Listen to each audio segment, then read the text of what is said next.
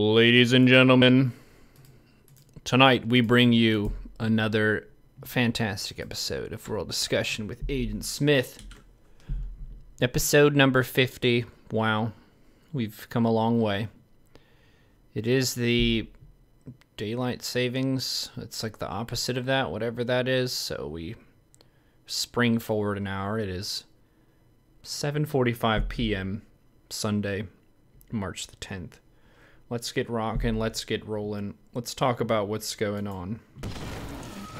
Welcome, Agent Smith. Hello. Yo, dude. Hey, how are you?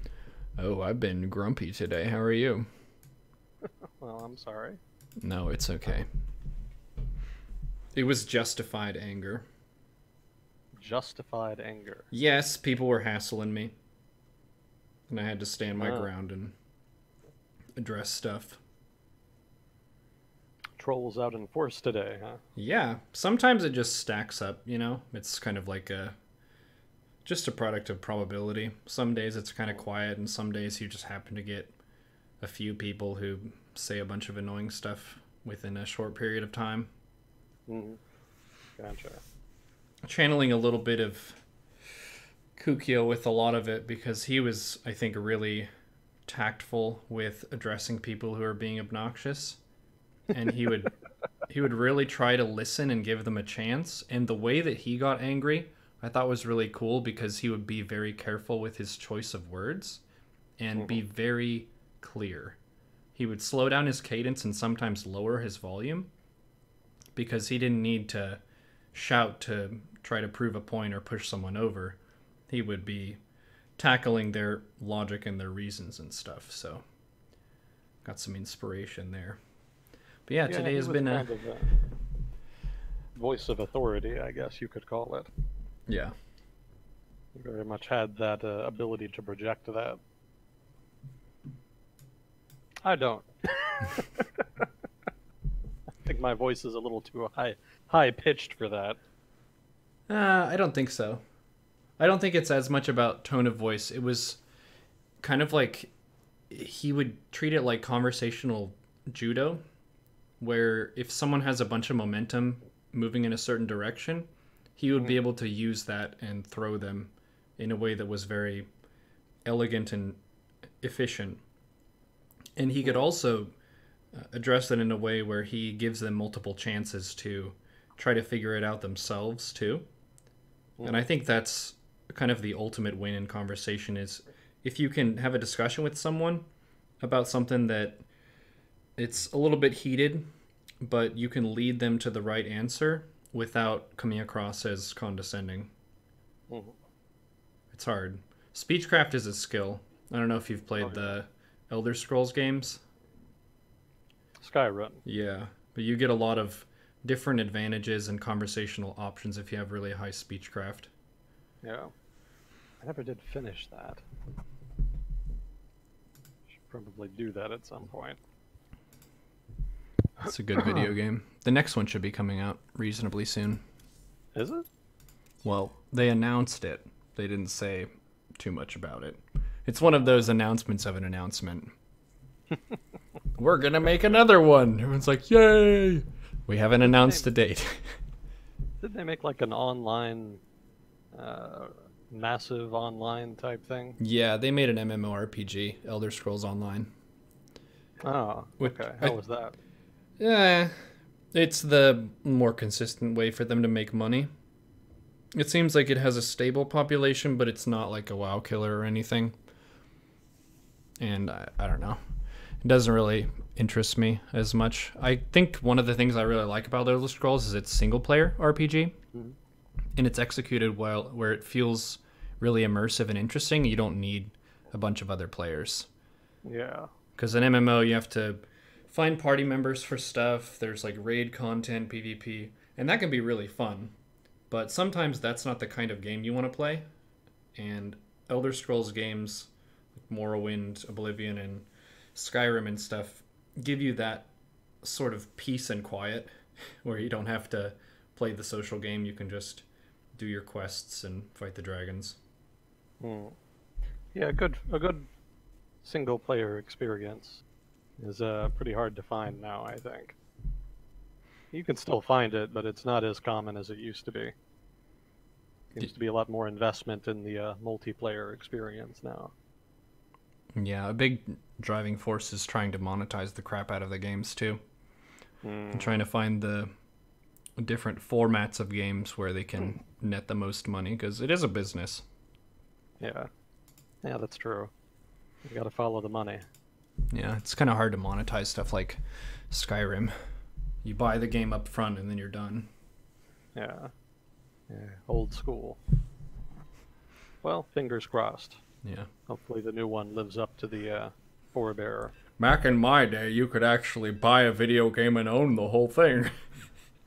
Oh, you could. You could, though. I remember buying PC games at the mall back in the day. Back when they had those big boxy covers. Now you just buy them all on Steam, digitally. But back in the day, yeah, they would have these big boxes that were about the size of an Amazon box now. And then they'd come with a game and a manual and instructions and, oh yeah. And I had to walk a mile through snow to get to school. It was much different than now. I had to walk uphill both ways. The struggle. Yeah. Showing my age a bit. Well, did anything catch your eye the past week? I did see there was a human trafficking bust in Seattle that just happened, I think today or recently or something. Yeah. And I had heard about a similar format. This is like a global human problem, and a big part of it is the promise of prosperity in a certain place. I think the example that I saw in a documentary was Dubai, and it was basically going to India and telling workers, hey, we've got great labor for you with good wages over the border, so let's go. And these recruiters would take the person's passport and or visa and basically hold them hostage in this new country. And if you don't speak the language, you don't really have a way to get out of that situation, you're kind of trapped. So apparently this was the same kind of thing, just in the United States. Yeah, it's more common than people think. There is a network of brothels and sex rings that operates in pretty much every country, but also the developed world. Yeah, they do a pretty good job of keeping a low profile, so you don't really notice them too much, but they are around. Yeah, there's always desperate people in poor places around the world who are desperate enough to take a chance on something like that. I mean, I'm not saying they sign up for it, but if the offer sounds too good to be true, yeah, it's kind of It probably some is. people will be suspicious. It probably is, but some people are willing. A lot of people are willing to overlook that because they're desperate and need the money, so they kind of are willing to gamble.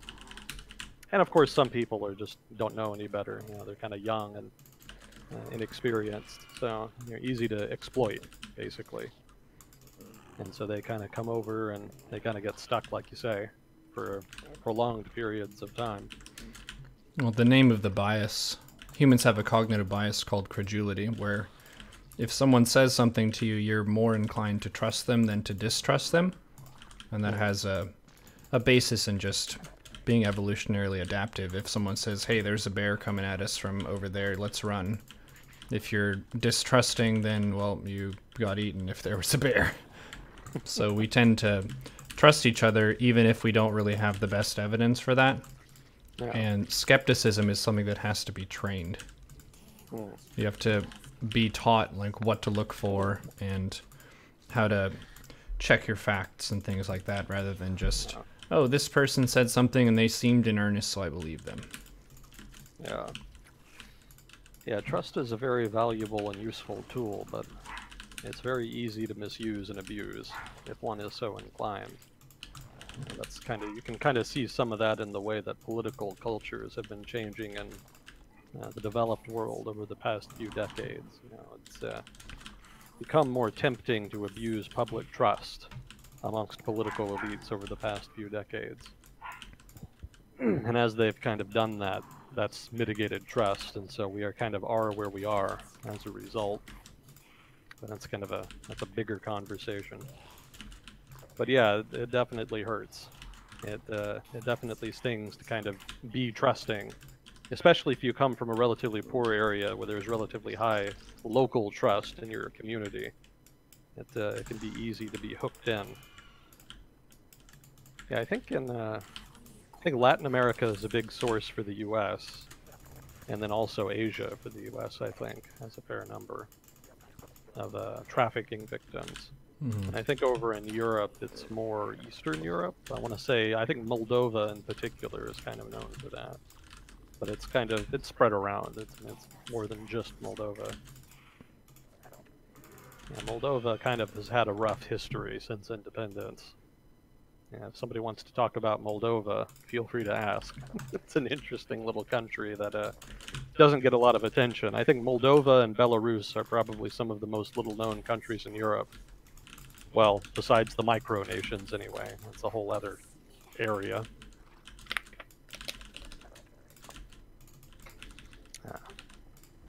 Let's see. So I think we've got a fair number of questions to get through, so let's try to dig in here. Excuse me. Is heaven's mandate still a thing in contemporary Chinese politics? What? Yes and no. Can we say what heaven's mandate is first? Just so we can yeah. That's a good point. So the mandate of heaven in Chinese, I guess, political history, such what you might call it, refers to an old sort of political norm, a social norm in China, wherein the government was sort of blamed for disasters. So, it was said that if the country was very prosperous and doing well, and everything was going according to plan, then you had the mandate of heaven. Heaven preferred you, and you in turn had the mandate of heaven. So the public would kind of lend you more legitimacy and support. Whereas if things kind of went to shit, if the economy tanked, or if there was a bunch of natural disasters or what have you, then it would be said that you had lost the mandate of heaven, and you would lose political support. Now, the degree to which this was like a formal norm in which people would, actively lobby against you because they didn't think heaven actually favored you, I don't know enough Chinese history to kind of know how, real that was. I suspect it was probably more of an excuse that people who were politically ambitious would use to try to lobby against the sitting emperor and his court. So probably it wasn't so much a, deeply felt thing where people really believed in the heavens and that the government needed to be overthrown because it lacked the heavenly mandate. Rather, it was probably just kind of a catchy phrase that people would be used to kind of cast doubt on the government's efficacy. But again, that's speculation. I would need to read more Chinese history. But anyway, that's what the mandate of heaven is. And I don't think it's really relevant now. Again, debatable how relevant it kind of was as an actual mechanism, even back then. But now I don't think so. I don't think anybody would say the government had lost the mandate of heaven.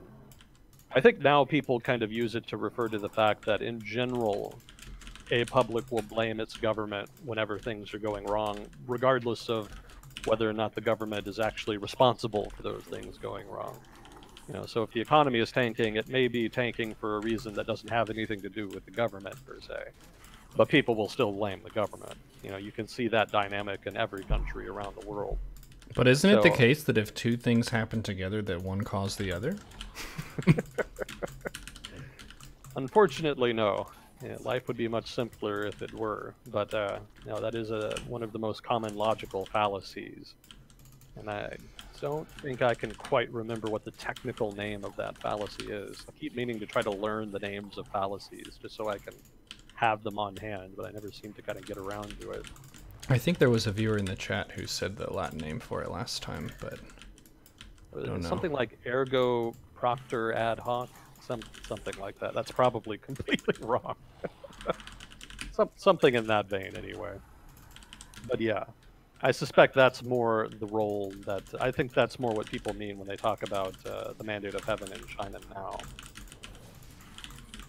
Yeah, back in the day, you might be able to say that back in the day it was kind of more important amongst peasants, but again, I think that even then, the peasants saying the government had lost the mandate of that, I think it would have had more to do with uh, political unrest having to do with whatever the problem at the time was. So if the economy was having a downturn or the government had not responded well to a natural disaster, people would have turned on the government for those specific reasons and then cited, the heavenly mandate.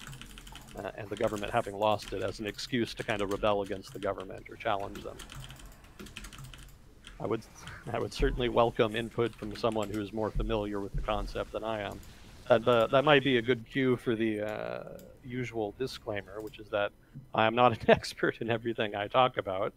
I have a stronger background in some subjects than others, and so Chad is encouraged to contribute during this. If I say anything wrong, biased, or stupid, what have you, please do chip in and chat and point it out. I don't read chat while we do this, but I will see it later. So it is meant to kind of be more conversational in that regard. So let's see. Are you aware? Cum hoc ergo propter hoc. There you go. Fancy business. Correlation does not imply causation, is how we would say that in America. Much more easy to remember. Yeah. Let's see. Are you aware of upcoming legislation in the EU, specifically the UK, requiring citizens to register for an internet ID, for the viewing of porn on the internet? From what I know, only two main sites will be able to have viewership, and for a citizen to watch, they need to present their online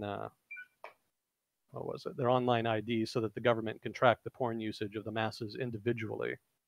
All other porn consumption will be a criminal offense. Sorry, hold on.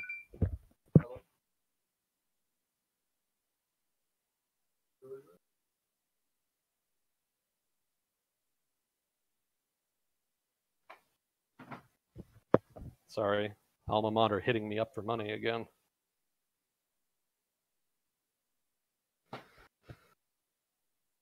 So let's see. Oh yeah, the internet ID thing. Yeah, I think I have heard of that over in the UK. That's let me think. That's a recent thing that they did. It's kind of part of the UK government's overarching effort over the past few years to try to clamp down on, I don't want to say clamp down on internet freedom, but they're trying to increase the scope of government regulatory power on the internet. That's kind of been a general trend over there. You see it mostly with regard to social media. Facebook in particular is kind of come in for a lot of heat in the UK, but there's not really a lot the government can do about it because it's an American company. And so Facebook has kind of notoriously snubbed the UK government in response to a number of its requests for Facebook executives to appear in the UK. But the UK government has also, I guess I should just say British government, that would probably make more sense. The British government has also been trying to apply pressure to other areas of the tech sector. And one of them was, the pornography industry online. And so one of the ways they wanted to deal with that, specifically to prevent underaged people, basically to prevent kids from viewing that material, they want to implement a system wherein you have a state internet ID, a kind of digital identification that can be used for not only viewing material like that, but also for sundry government services. And I don't think they've implemented it yet. I think it's still in the pipeline. But yeah, that is something that they're working on there. So I think the question that's what I've heard about it anyway. Let's see. I don't think they're interested in tracking popular usage of erotica online on an individual basis. I think it is just more a safety measure. At least that's how it's going to be painted anyway. But I don't think they're going to be interested in really just tracking individuals. If they do it right, then it would probably be sufficiently anonymous that it wouldn't be too much of a problem. And you can also make that program kind of independent of state oversight. Well, it would have some state oversight, but you could create more something like a public-private partnership instead of having an explicit government agency be responsible for implementing the digital ID program, so that there would be a kind of degree of separation between the government and the program, such that you could be more confident that your internet usage and your ID, as it was linked to that usage, would be relatively anonymous. But I don't know enough about the program to know what they're doing in that regard. I would trust that there's some British people listening who might be able to elaborate on that, and I would encourage them to do so. I'd be interested in hearing more about it myself. But let's see, all other porn consumption would be a criminal offense. I don't think that's what they're doing. I think it would be more on the side of the company, on the website, where it would be illegal. So on their part, it would probably, if they were not using that digital ID system for verification, then they would be targeted. So I don't think that an individual who did not use that would be breaking a law, at least as I understand it right now. And given that a lot of companies are overseas companies, a lot of them are U.S. companies. I think the U.S. is responsible for some ridiculously large proportion of the internet's erotica. So given that most of those are U.S., they don't technically have to adhere to the U.K.'s measure. They could hypothetically ignore it, kind of like Facebook does, to a degree. So I wouldn't worry too much about it if it is a concern for you. Yeah, I don't know where that's going to go exactly. Again, I don't know enough details to kind of make a prediction on how wide the scope, how wide the net will be cast when that program is implemented. But I do know that is kind of part of a trend I've seen in the UK, where the government is taking a more expansive and direct and active approach to regulating the internet. I guess, to be fair, that's kind of something you're seeing everywhere. That's part of an overarching conversation about the sectionalization, so to speak, of the internet, where different countries are kind of trying to ring fence their users so that the sovereign state can have more regulatory power over it.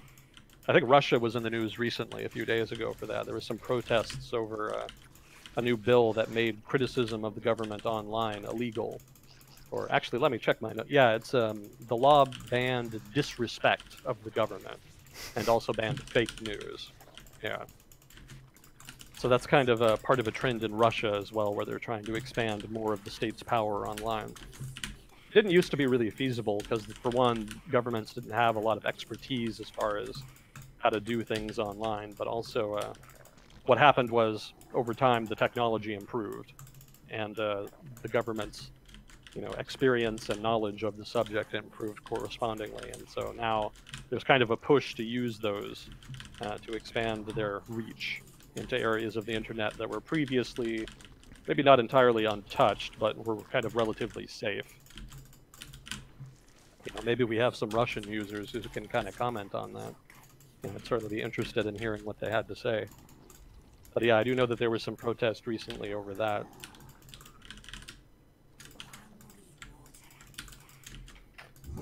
Let's see.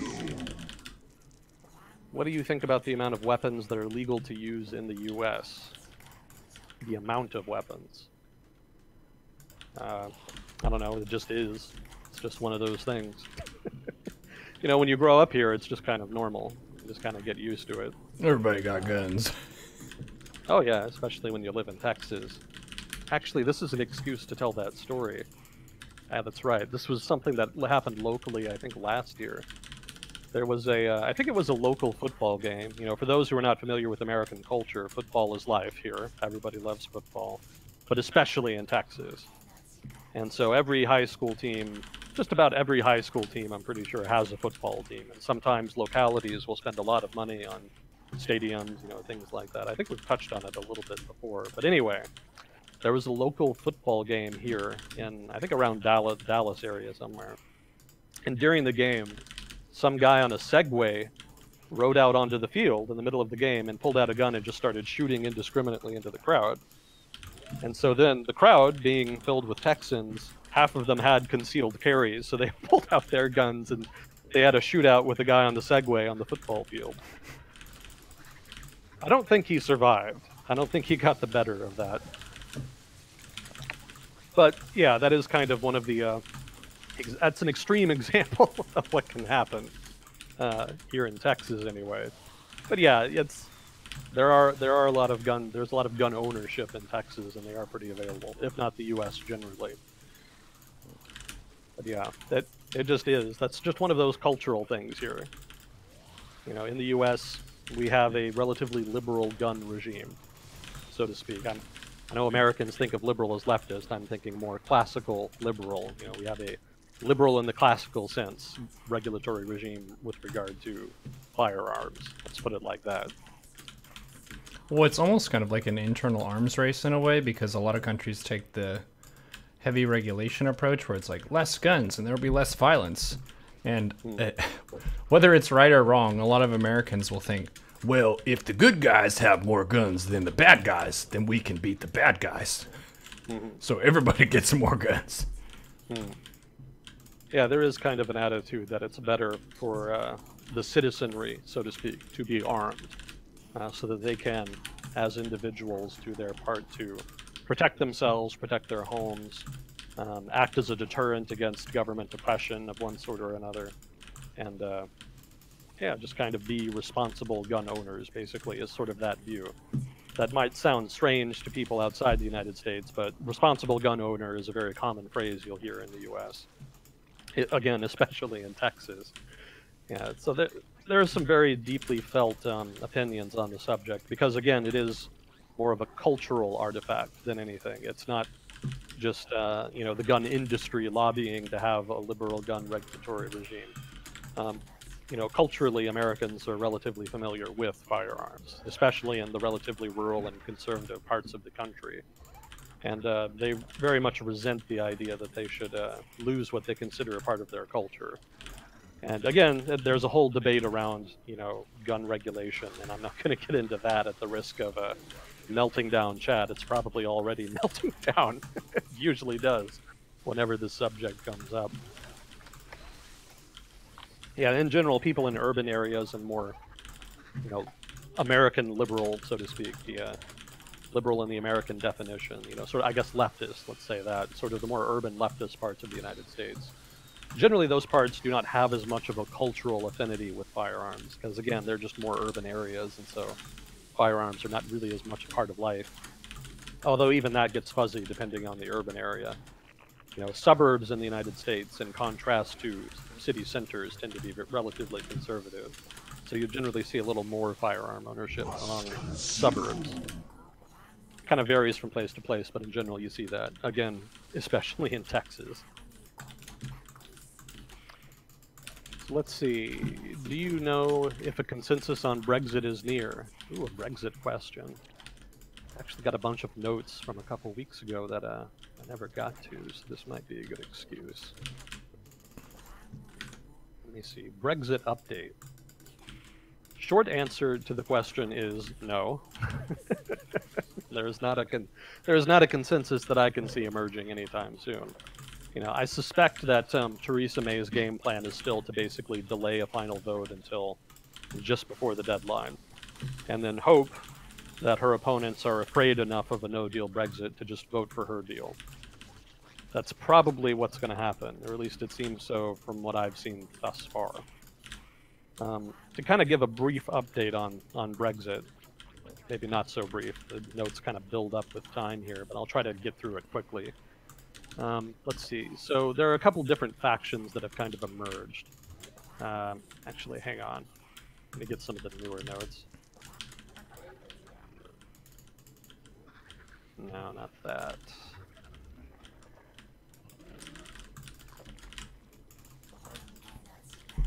Yeah. Independent group. Here we go. So some people have actually left the Labour Party and I think the Tories as well to form what's being called an independent group, which is kind of a centrist group. They're really small in number right now, but their big thing is demanding that the Prime Minister agree to a new referendum on Brexit in exchange for their support for her Brexit deal. So that's their condition right now. So that's one faction that's kind of emerging.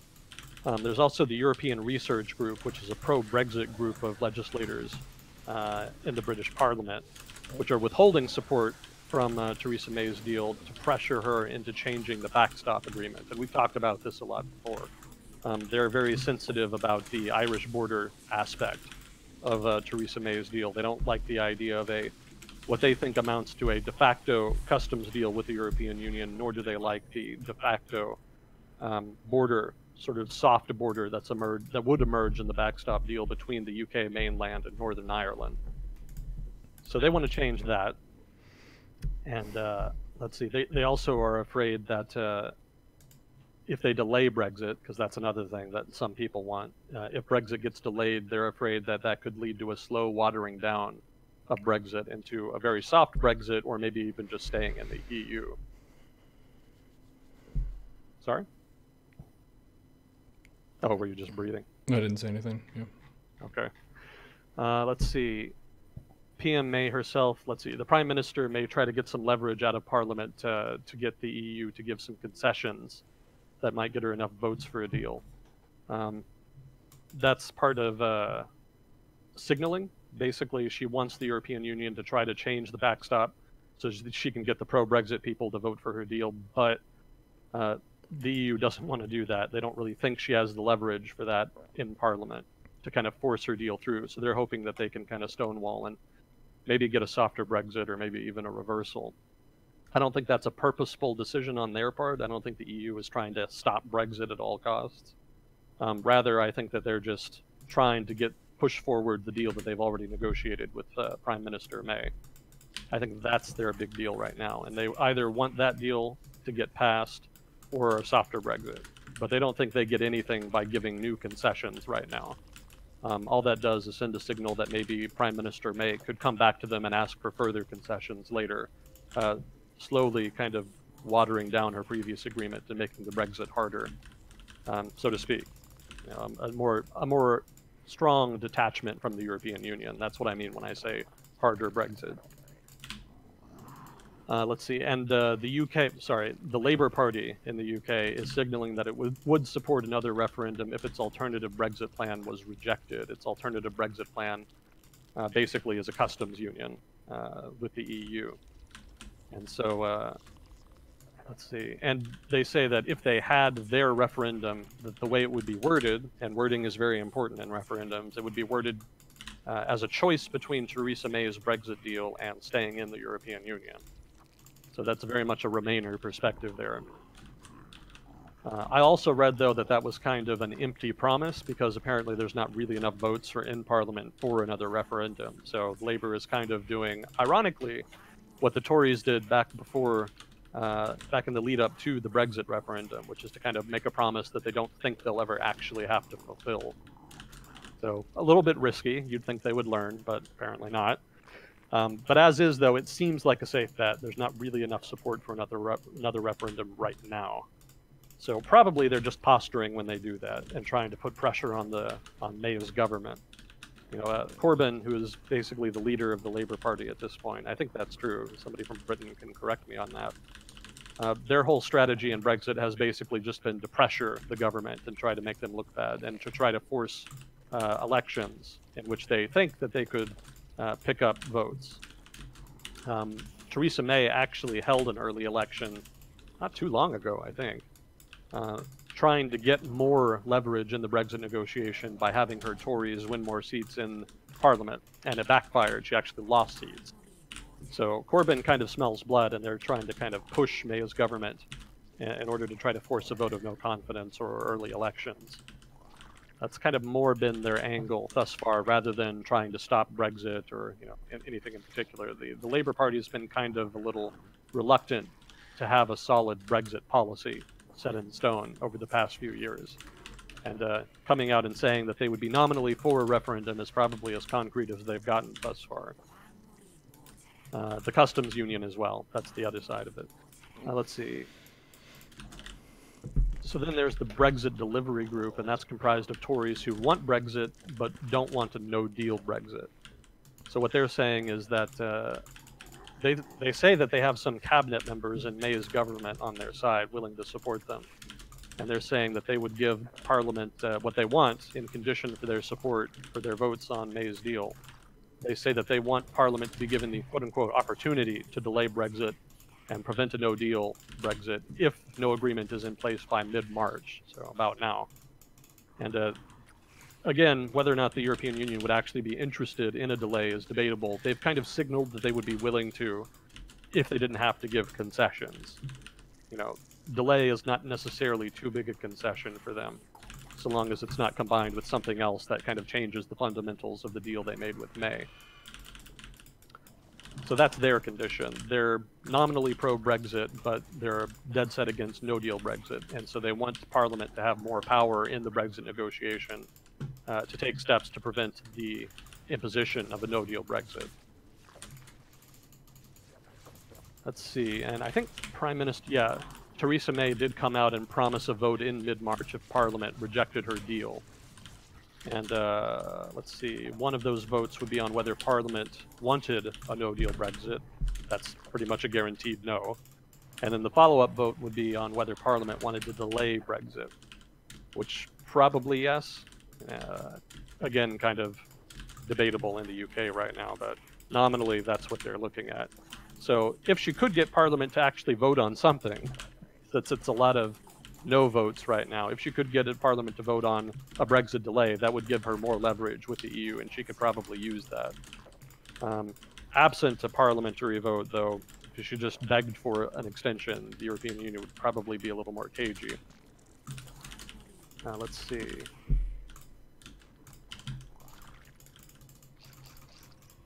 There was also the Spellman and Dromey, I hope I'm pronouncing that right, amendment, which said that, what was it?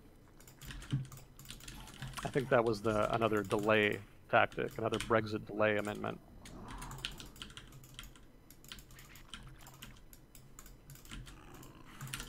Yeah, I think she eventually warded that off by just giving in to their demand. So nominally, they were demanding Parliament have a vote on whatever the status of Brexit was in mid-March. They wanted to have Parliament vote on it. And they wanted to pass a law basically requiring it, and, well, an amendment, sorry. And Prime Minister May responded to that by just kind of caving in and saying, okay, I promise to give it to you. And so that kind of warded off the threat, and the amendment didn't end up passing. But nominally, she does have that open promise right now. Again, that should be happening pretty soon, because again, it's about March 10th now. And let's see, I know this is kind of a laundry list, it's not too exciting, so I apologize, but this is the background. This is kind of where the negotiations are at, or at least were at when I made these notes. Obviously, there's probably been some movement on that recently, but I haven't noticed too much. Mostly lately, Brexit news has been companies complaining about problems that a no-deal Brexit would cause. But I haven't read too much about political maneuvering thus far. And again, I would hope that, if there are any British people listening who can kind of update me on any of this stuff that's out of date at this point, please do. So basically, the takeaway from this is that there's a lot of anti-no-deal Brexit sentiment in the UK. A lot of people are trying to position themselves such that they could challenge that. But pro-Brexit people, some of them anyway, say that no-deal Brexit needs to be a possibility in order to give the UK leverage in the negotiations.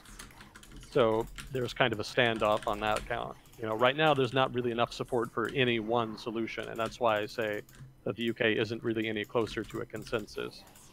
I suspect, if it came down to it, that most people would probably support May's deal if faced with a no-deal Brexit. I don't think Parliament has kind of gotten enough power for itself to prevent a no-deal Brexit or delay Brexit even. Right now it's mostly just vague promises by Theresa May and her people, her cabinet, that they would not do that or would allow Parliament to vote. But it kind of feels like she's going to try to just force them to vote between no deal and her deal. And I suspect her deal would win that vote, although people would not be happy about it. It's not too big a deal, because that's ultimately, the deal they're voting on is actually a backstop deal. It's not formal Brexit, per se. The UK will technically leave Brexit, I think, in March here, coming up pretty soon. So that's going to officially happen this month. But what they're voting on, what they're disagreeing on, is an agreement that would come into place if, after a 2-year transition period, there is no free trade deal between the European Union and the UK.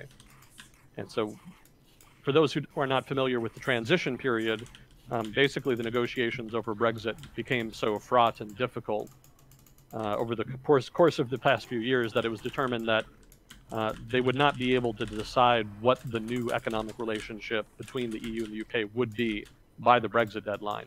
So they decided to extend negotiations by 2 years after Brexit, in which the UK would kind of technically be in the European Union. and in which they would negotiate that new economic relationship. So they would technically be in the EU, but there would be a new free trade deal negotiated. Dogs have lots to say too. They do with that. They do with that. They're They having care a their great own deal discussion. about Brexit. Brow, brow, brow. Really? Is it that or is it brow, brow, brow? Let's see. Objection. So what was that? Oh, right, the transition deal. So yeah, there's going to be a 2-year transition, and then after that, 2 years is up, and if there is no new trade deal there, that's when the backstop agreement would be implemented. It's meant to be a last-ditch emergency measure. It's not going to be the official separation.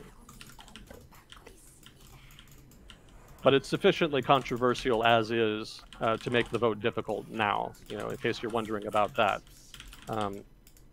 Some people think that maybe Theresa May kind of just wants the backstop to be the agreement, and so they'll just drag out the negotiations and then just default to it because of other disagreements with the EU that might crop up during the 2-year period. Other people, again, there are specific items in the backstop people disagree with, so they don't like that either. Some people also, usually, I think the same people that are worried that the backstop might become the default new agreement, they want Parliament explicitly to be given the right to renege on the backstop agreement if it voted to. So that's something else that I think the pro-Brexit people, the hard Brexit people, have been demanding in exchange for their support.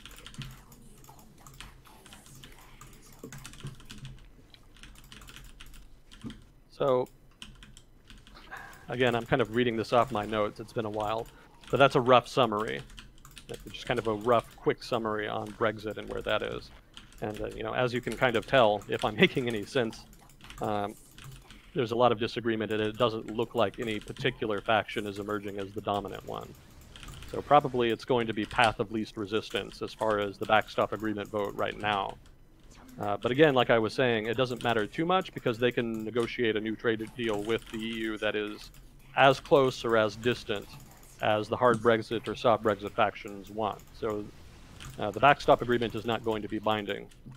The real negotiations for the future of the UK-EU relationship are yet to begin. So for those of you in the UK who are looking forward to the end of Brexit and all the Brexit news that you've been hearing once the UK leaves the European Union, I have bad news. It's going to continue for another 2 years probably, where the trade relationship is going to be negotiated.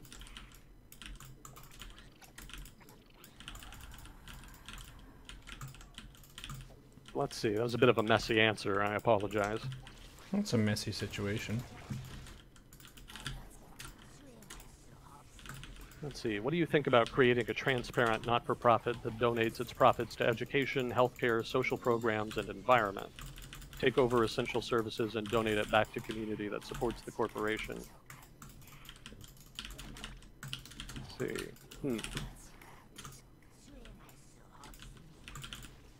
I would imagine that already exists, would it not? That sounds like pretty much any given NGO that relates to any one of those topics.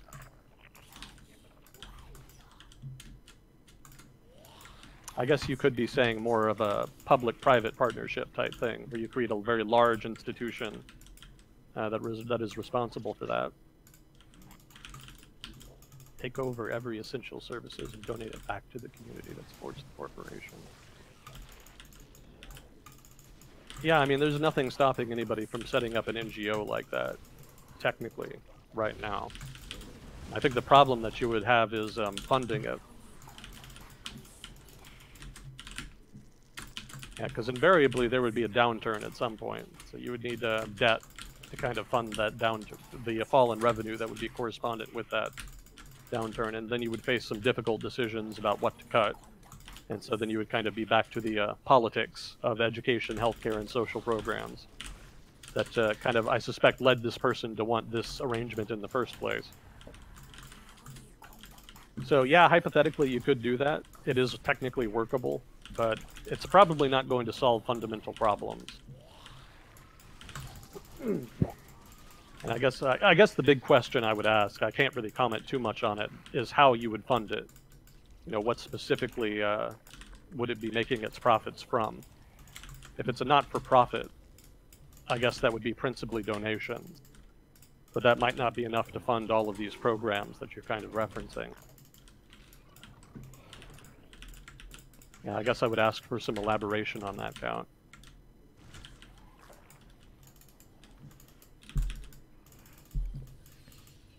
Let's see, I was wondering about your opinion or take on the positive/negative effects you think that AOC is having or will have on American politics.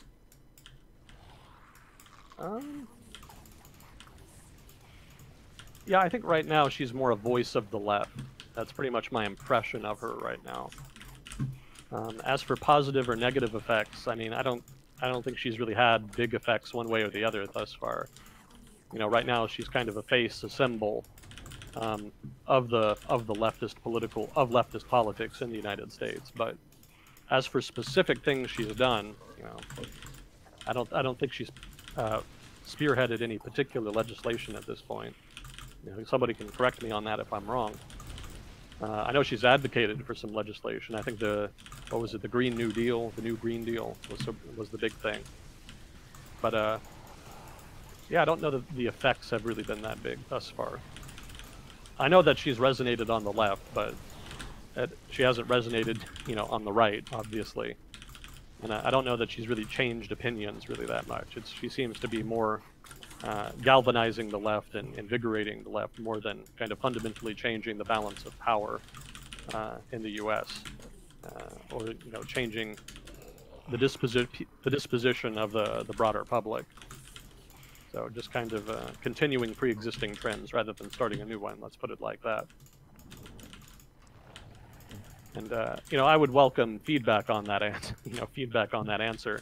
I haven't followed everything she's done since she's been in office. So if there is some specific thing she's done that you want me to kind of home in on and comment on, you know, feel free to let me know. You know, if I ever don't answer a question to anybody's satisfaction, or, you know, I'm missing the point of a question because I've done that before, you know, please do feel free to ask again, and I'm happy to return to it. Let's see. So how do we balance the responsibility to intervene in horrible circumstances versus the recognition that American intervention triggers decades-old regional animosity? I mean, that's the big question. You know, that is the big debate in the foreign policy community. You know, to what degree should humanitarian interventionism be a key plank of American foreign policy? And there is no easy answer to that. In general, the answer that previous administrations, and probably also this administration, the answers that they have come up with have basically been to prioritize national interest and national security over humanitarian interests. So in general, that's how that gets resolved. You know, in general, first you ask whether or not there's a key interest, and if there's not a key interest, then maybe you can do a humanitarian intervention. So long, again, as it's not prejudiced against any particular pre-existing U.S. interest. But yeah, I mean, that's not satisfactory to everybody. Some people want more intervention, some people want less. There's a whole range of political perspectives on that.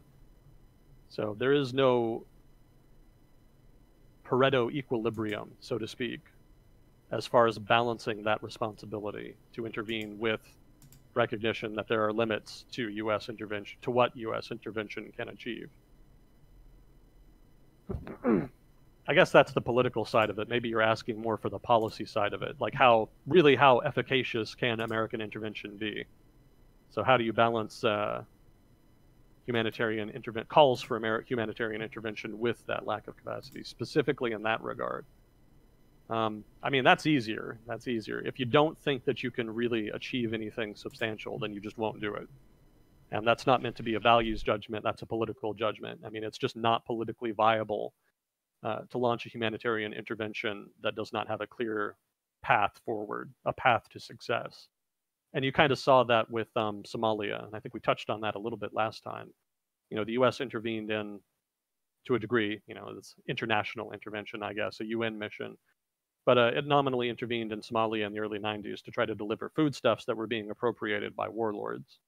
And the result was, you know, the famous events of Black Hawk Down. Again, I don't really know what to call that beyond the movie name. in Mogadishu. But when that happened, American public sentiment turned decidedly against intervention in Somalia. And so that was just an example of how lack of interest and the lack of a clear path forward kind of negated specific example of humanitarian intervention.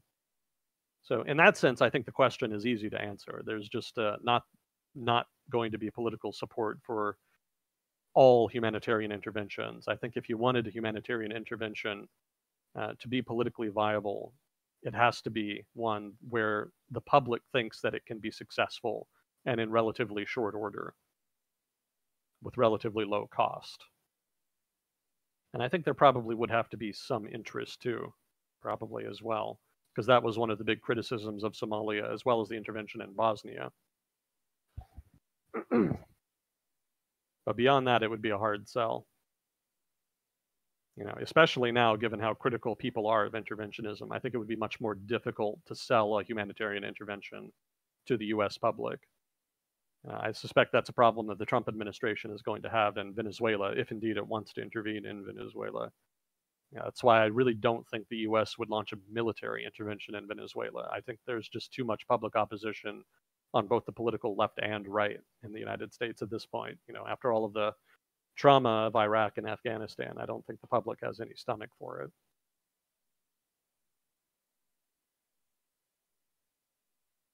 Let's see. What are your thoughts on ancient Roman history being romanticized? Well, I guess I can't complain too much since I'm an American. I think most of our democratic institutions here in the US were kind of modeled roughly on a sort of, maybe not a romanticized version of Roman history, but certainly on Roman institutions. But that attraction of Roman institutions was itself somewhat romanticized. That sense that the public could govern its own affairs. Part of that had to do with the romanticized vision of what Roman society, Roman institutions could have been if they were better designed. So as an American, I can't complain too much. As a historian, yeah, maybe you could complain, because romanticizing Roman history does kind of mask some of the tensions that were there. There were a lot of institutional problems, corruption. There was just an inherent instability in the system. They lacked the kinds of checks and balances that later institutions modeled on them would incorporate. There was a lot of reliance at the time on institutional norms, political norms, in order to maintain stability, and those norms just kind of collapsed under the pressure of economic and social change. They were not sufficiently resilient at the time. But I'm not sufficiently versed in Roman history to really know enough about how much it was romanticized rather, after the fact. I would need to do more historiographical research on that. But beyond that, yeah, I couldn't comment too much. Let's see. Do you think the dictatorship of Maduro in Venezuela will have an effect in the politics in South America? Generally speaking, is there a lot of history of socialism in countries being ruined by populism? What do you think will happen with Venezuela? Let me think here. I think he's already had some effect on politics in South America, but I don't think it's really been big. I think mostly the effect of Venezuela on South American politics has been to make it more difficult for the political left in other South American countries to gain support. Because a lot of conservatives in the rest of South America kind of point to Venezuela as what will happen to their own countries if leftists are voted into power. So it's kind of taken the sheen off of the sort of movement to the left that occurred in South America over the past 10, 20 years or so. It's kind of over now. I think there's been more of a rightward shift over the past few years. He's giving the left a bad rap. Sorry, what? He's giving the left a bad rap. Yeah, that is pretty much what it comes down to. That's there's just been a lot of political bad optics, is what you would call it, I think. And that's what the PR industry would call it. It doesn't look good for the political left in a lot of places.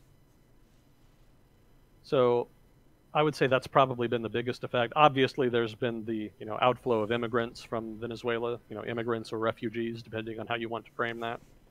So I don't think, though, that that's had too big of a political impact thus far. Somebody kind of living in the region would know better than I would. But I don't think it's been significant enough to really become a principal political issue in neighboring states like Colombia or Venezuela, or no, not Venezuela, Colombia or Brazil, rather. I think in a case like Colombia, I think probably more important is the peace deal with FARC. I think that's kind of a bigger political issue over there, and negotiations with the ELN as well as just with the economy and corruption in general. Again, somebody from Colombia, please do correct me on that if I'm wrong, but I don't think immigration from Venezuela is quite yet a major issue. It's an issue, but I don't think it's a major leading issue. And I think something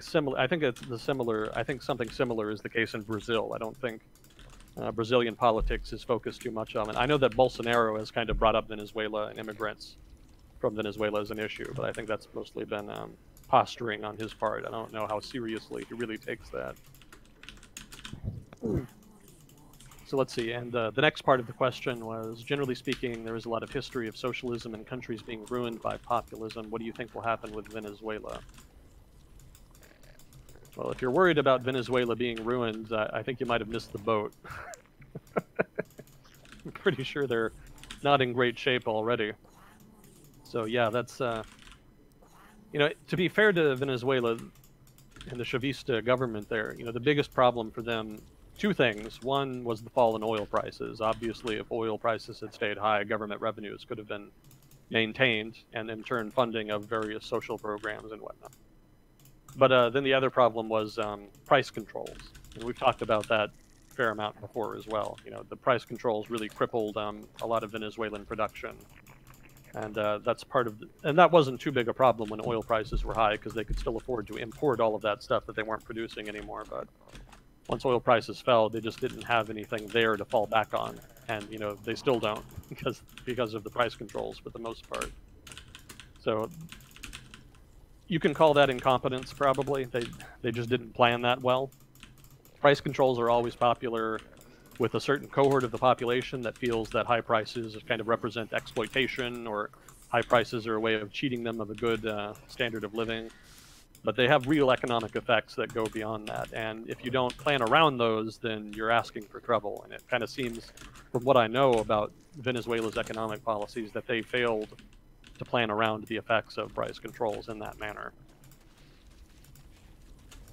So what do I think will happen with Venezuela in the future? I mean, so long as oil prices are low and the price controls remain in place. In fact, I think they've expanded economic intervention, not just price controls, but appropriations of business, regulations, a lot of things like that. They seem to be expanding that. So as long as that's the case, the economy probably will not improve.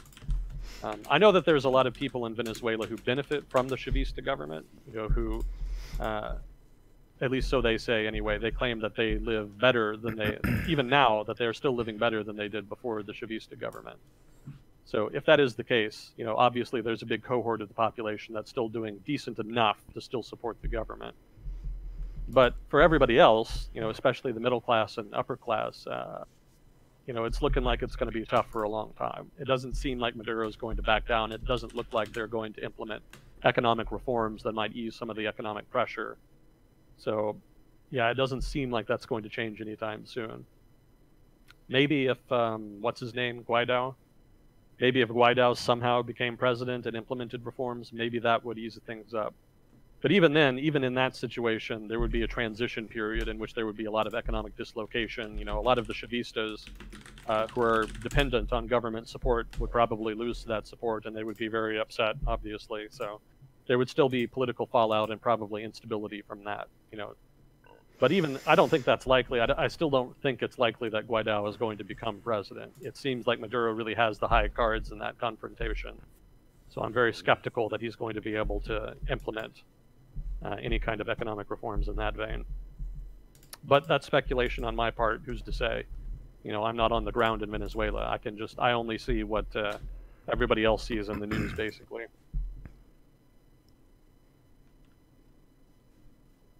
Let's see. Thoughts on weed legalization in the U.S., impact on overall economy, which industries will be affected most? The main thing that I've noticed is it competes with cigarette smoking, I think, more than drinking alcohol. Oh, really? Yeah. It's a more similar activity, mechanically speaking. And I guess you could say physiologically, the health side effects are not going to be as bad as either alcohol or cigarettes, but you are still impaired to where it can increase the danger behind the wheel if you're driving a motor vehicle. So in that way, it's more similar to alcohol than to cigarettes, but for the way the activity works, if you're smoking or vaping, it's closer to nicotine products. Like in Washington State, they have a bunch of shops all over the place. It's really big industry now, and they also have stuff you can eat and drink as well, so it's not necessarily smoked, but it's a bunch of money coming in for the state. I don't know too much about the backstory, but a lot of people have said that a big part of getting cannabis scheduled was coming from the tobacco lobby. Tobacco and alcohol, because cannabis would be another big contender there, and for something like that, you're competing for the consumer's dollar, and people don't have infinite amounts of money they can just use to purchase all this different recreational stuff that isn't really a survival good, it's a luxury good. Gotcha. Yeah, I think that's a good summary. That's a better summary than I was going to give. Yeah, I don't have a lot of thoughts on the subject. I don't follow it closely. The main downside is there's a lack of long-term understanding of how it affects people. Mm-hmm. So with alcohol and tobacco, those have been a part of culture for hundreds of years, so there's more a sense of what the long-term consequences are for moderate or heavy use or light use or whatever. Whereas with cannabis, they concentrate it a lot stronger than you could historically. Like by the process of artificial selection, hybridization, you can choose the most potent plants and breed those together. So the stuff now, I think they're saying, is neighborhood of 10 times stronger than it was in decades past. Because you had the 60s where everyone is all just free love, do whatever you want to kind of stuff, and cannabis was pretty big in that period, but the plants themselves were a lot weaker. So if someone didn't use, since it's been illegal, but they used in the 60s, the stuff that is around now in states where it's legal is going to be way stronger, so be careful. Yeah. It has pretty powerful psychological effects, and there are some health risks. One of the things that a lot of people don't know is if you are schizophrenic or schizoaffective, use of cannabis can increase your risk for a psychotic episode, which is bad. You want to avoid that. Yeah. And you don't always know if you're predisposed for that. Some clues would be you have a family member who has schizophrenia or something like that, so you would be higher risk for it. Another thing is you shouldn't use if you're I think younger than 20 is what they usually say, because it can have a long-term detriment to your working memory. So your ability to hold a few pieces of information and carry those around for minutes to an hour, that can be impacted permanently because the brain is still developing and cannabis affects that. So yeah, we're still figuring out the research behind everything, so there is risk involved. Some people will preach it like, cannabis is an alternative to medicine, brah. It's not an alternative to medicine. There are some circumstances where it can be a healthy alternative to painkillers. It's less addictive, and especially if you have an allergy to painkillers, or painkillers would cause some kind of heart risk, it can be a substitute that is better, but it's not like a catch-all magical medicinal herb, which some people try to push it that way. Yeah, it definitely kind of has on the one hand, the community that is enthusiastic about it, but that is more versed in it, and then more the sort of fun, good time as community that is more enthusiastic about it. So there seems to be two sides to that coin there. As you can tell, I don't know much about it. But let's see. I mean, impact on the overall economy, I don't know. I don't think it would have too big an impact. I don't think production is really large scale enough to, well, obviously there's a lot of production, but I don't think large scale production would employ a whole lot of people or generate significant changes to the overall economy, maybe even at a state level. As Neuro pointed out, there's a fair amount of tax revenue generated from it, so there is that. But I don't think it's going to shift to the economy. I don't think it's going to become like a major employer or major industry like that. That's from what I've seen of it. Again, I'm not the best person to ask. Which industries will be most affected? Yeah, like Neuro said, probably. What was tobacco? You said, correct? Mm-hmm. Yeah. So let's see. I think we kind of covered that. Have you read the current Chinese constitution? No, I have not.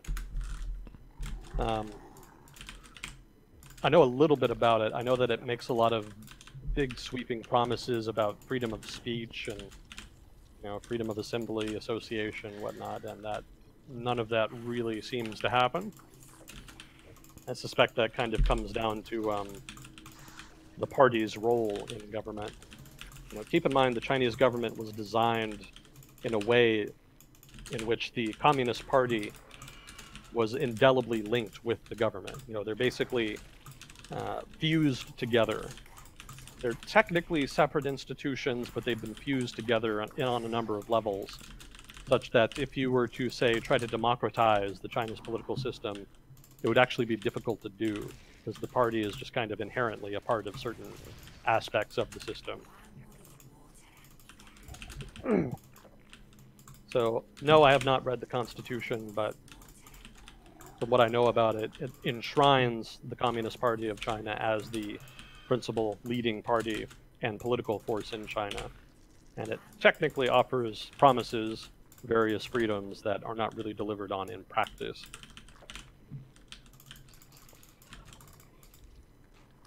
Do you think that Republicans will be more likely to win the next election if Trump is impeached? And if so, may they secretly work to that end to get Pence into office?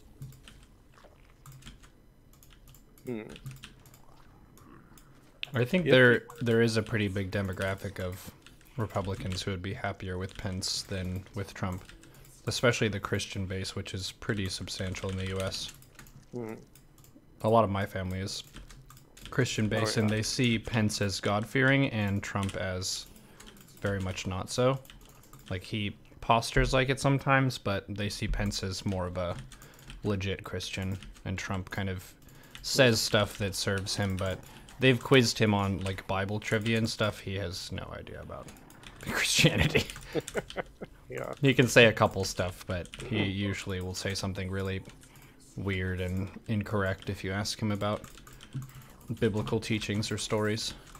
Yeah. We live in such a weird political era that I find it hard to make a prediction. I mean, if Trump were impeached, would it be more difficult for the Republicans to win the 2020 election? Maybe. I guess it would really depend on the context, about how the public perceived how he was impeached, how the investigation went, etc. So I think it would be conditional on a lot of factors that we have no way of knowing right now. So I really don't know in that sense.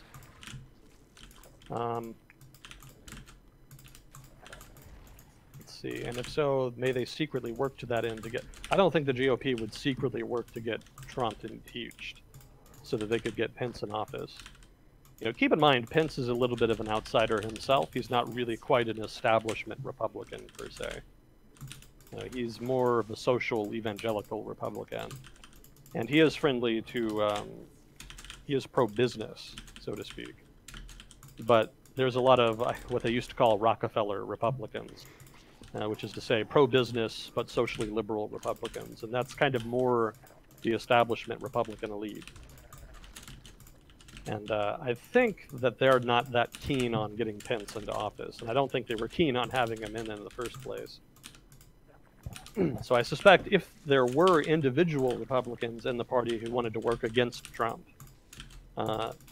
probably Pence would not be their guy that they were planning to get into office. That's a suspicion on my part. Obviously, that's speculation, but that would be my impression. You know, I think the kind of people that really support Pence are probably relatively more likely to support Trump in the first place. So I don't think Pence would be like a big improvement for a lot of people in the GOP who are critical of Trump.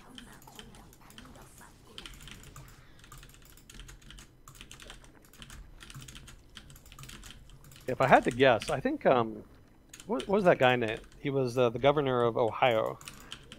Kucinich? Does that sound familiar? Something, let me Google that. Kucinich.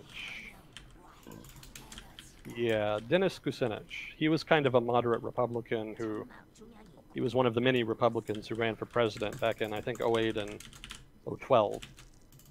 And he's sort of been the darling of the moderate GOP for a while.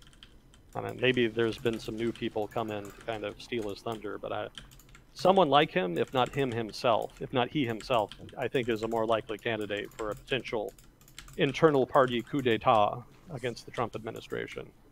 I suspect that would be more the direction they would go.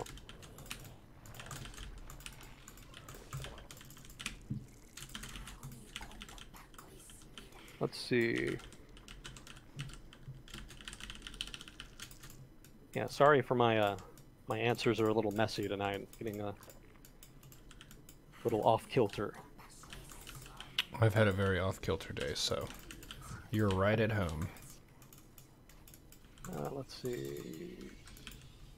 Have you heard about China's interest in becoming the world leader in renewable energies in response to climate change?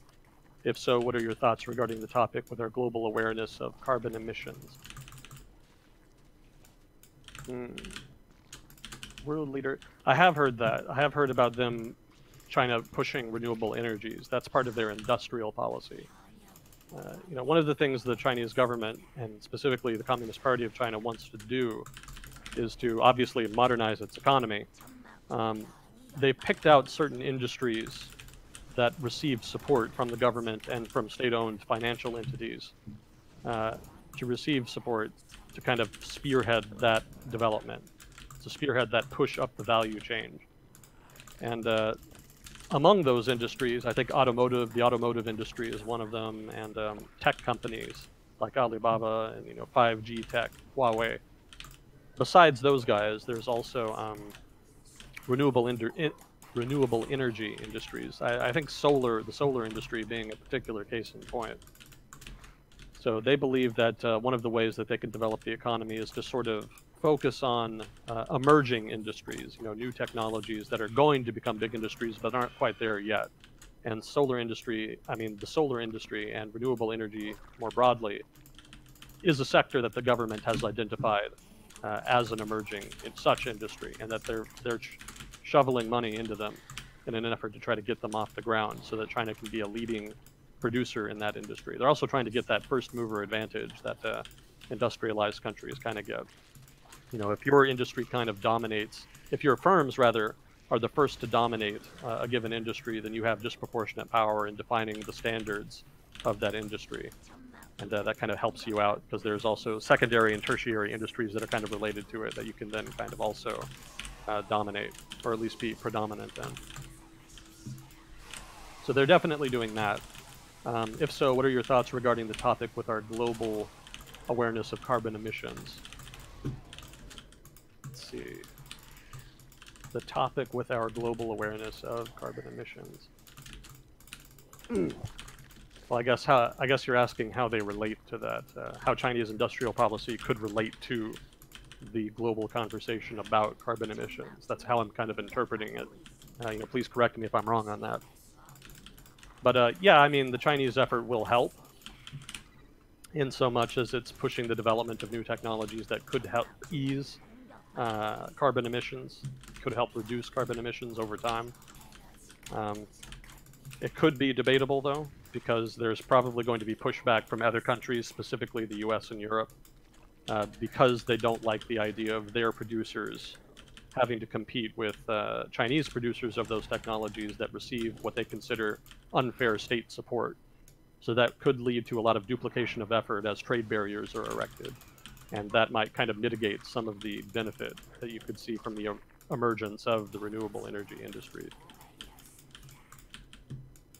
Or renewable energy industries, rather, I should say. I would add here that I don't have a strong background in environmental policy, so this isn't really quite my forte. I could tell you a little bit more about China's industrial policy. I think I had a lot of notes about their solar industry last year. But as for specifically how it's going to impact carbon emissions, I couldn't tell you as much about that. I do remember reading that, well, that's getting into the public policy aspect, so I guess I'll leave that. But yeah, that's about as much as I could comment on the carbon emissions side of it. What are your thoughts on the SNC-Lavalin thing going on with the federal government of Canada? 2 ministers have stepped down or resigned. Have you heard of this, Neuro, at all? Mm-mm. This is a big scandal that's going on in Canada right now that's kind of engulfed the Trudeau administration up there. And from what I read about it, and I'm going to try to remember this as best I can, basically there is a construction firm in Canada called SNC-Lavalin. And I apologize if I'm not pronouncing that right. And I think they're based in Quebec. Or Quebec. How is that pronounced? Quebec. Quebec. Okay, thank you. I think they're based in Quebec. And that is a politically important province of Canada. And the Trudeau administration, one of the Trudeau administration's allies, I think there's the Liberal Party. Not Liberal Party, that's something else in Canada, isn't it? Well, basically, his party was having having a tight race, fighting a tight election in Quebec. And this accusations, basically, that SNC-Lavalin had bribed Libyan officials back in, I want to say 2011, something like that, 2008, a while ago, basically. Some years ago, had bribed some Libyan officials, which is illegal in Canada.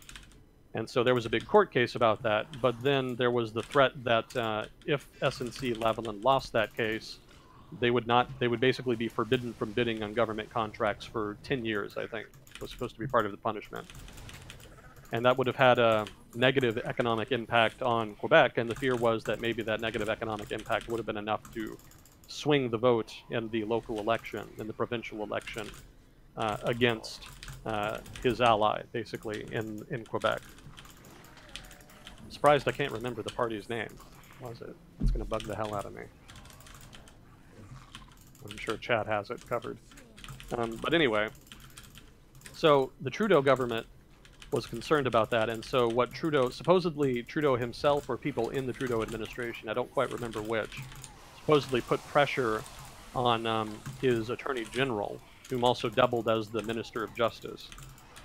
Apparently that's a thing up in the Canadian government, but she had 2 hats and she did both jobs, and she was pressured into not necessarily dropping the charges, but rather trying to punish the firm through other means. Basically, instead of taking them through a court case in which they would be punished with a 10-year ban, there would be fines and some oversight measures taken. Some reforms that the company would be forced to make internally. So she was pressured to do that instead of going through with the normal court process. And she resigned over that, and it kind of blew into a big scandal now, because she's saying that the pressure was politically motivated, and that it was a infraction of justice. That's not a phrase, but basically that it was shady dealings. Let's put it like that. That's not a technical term, I know, but again, like I've said many times, I'm not a lawyer. I don't have a legal background. So I apologize for not being more specific than that, but those are the allegations as they stand right now. Trudeau basically has been accused, or at least his administration has been accused of trying to do this company a favor for political reasons, and that it represents a miscarriage of justice. There we go. That's a better phrase, I think. So this is pretty small potatoes for me as an American, because national politics in the U.S. right now are way, way beyond anything like this. So this seems almost quaint. I think there was actually, I was watching today a video from BBC World News where I think it was a Canadian BBC reporter was talking to a US-based BBC reporter, kind of comparing and contrasting the kind of scandals that have been occurring in the US with this SNC-Lavalin scandal, and it was kind of humorous. For specific commentary on the actual issue, it's not really something you're supposed to do. You're kind of supposed to keep distance between yourself and legal matters. You know, again, we've seen a lot of that in the U.S. as far as Trump kind of pressuring, not the Ministry of the Justice Department, for one reason or another. There's kind of a litany of examples. But yeah, that there is supposed to be political space there. The judicial matters are not supposed to be politicized. They generally are to some degree. You can't make it completely apolitical. But in general, there is a democratic and political norm in democracies that you should allow your Justice Department or Ministry of Justice or whatever kind of carry on their affairs with relatively minimal political influence. You can have some discretion, but you're not really supposed to politicize it. And that's what Trudeau is kind of being accused of. He's basically accused of violating that norm. And in Canada, where democratic norms are generally observed, they're generally better about observing those kinds of norms than their neighbor to the south. So that is kind of a bigger issue for them than it would be, say, here in the US. Now, whether or not that means that Trudeau should be forced to resign, or whether or not that means that the Conservatives should be given a chance at power, that's all subjective. That all comes down to individual political preferences and judgment. So I'm not going to tell you what to believe on that count. But yes, there has been a violation of a norm here. And so Canadians do have to judge for themselves what to do about that, what to make of that. It does represent an issue. It is not a nothing burger, as we've come to say here in the US. Let's see. Do you have any comments on Joe Rogan's podcast with Twitter executives? Well, basically, yeah, I know what you mean. Twitter executives and journalist Tim Pool specifically. What do you think about social media corporations and their role in public discourse moving into the future? I actually just watched that yesterday. Just kind of, I wasn't even really looking for anything to watch like that. I just kind of wanted something in the background. Joe Rogan. And, just kind of happened to catch it. It was pretty interesting. I think technically I've still got half an hour to go on it. I don't think I finished it, but I think I definitely got the gist of it. Yeah, I mean, personally, my reading on Twitter is that it's not as powerful as either it or its critics kind of pretend to, or think it is. I think there is, some real alternatives out there to Twitter. I don't think it monopolizes the market, so to speak. I think that did come up in the podcast at one point. I don't think it's even really possible to monopolize the market like that. Because being a monopoly means that you are the sole producer. And it inherently involves generally some kinds of barriers to trade, either intrinsic to what you're producing or artificial, be it political or otherwise, that are preventing other producers from producing. Twitter doesn't really have that. I mean, they are the dominant producer in what they do, but the reason for that has more to do with network effects than it does with unfair competition. Hypothetically, if somebody wanted to set up a conservative equivalent of Twitter, say, they could do that. There's not really that much of a barrier there beyond the technological. So as far as entering the market, there's not much barrier there. So I'm a little skeptical of the idea that Twitter or social media companies in general kind of are out of control and need to be reined in. Obviously, that's a whole other discussion that you could get into.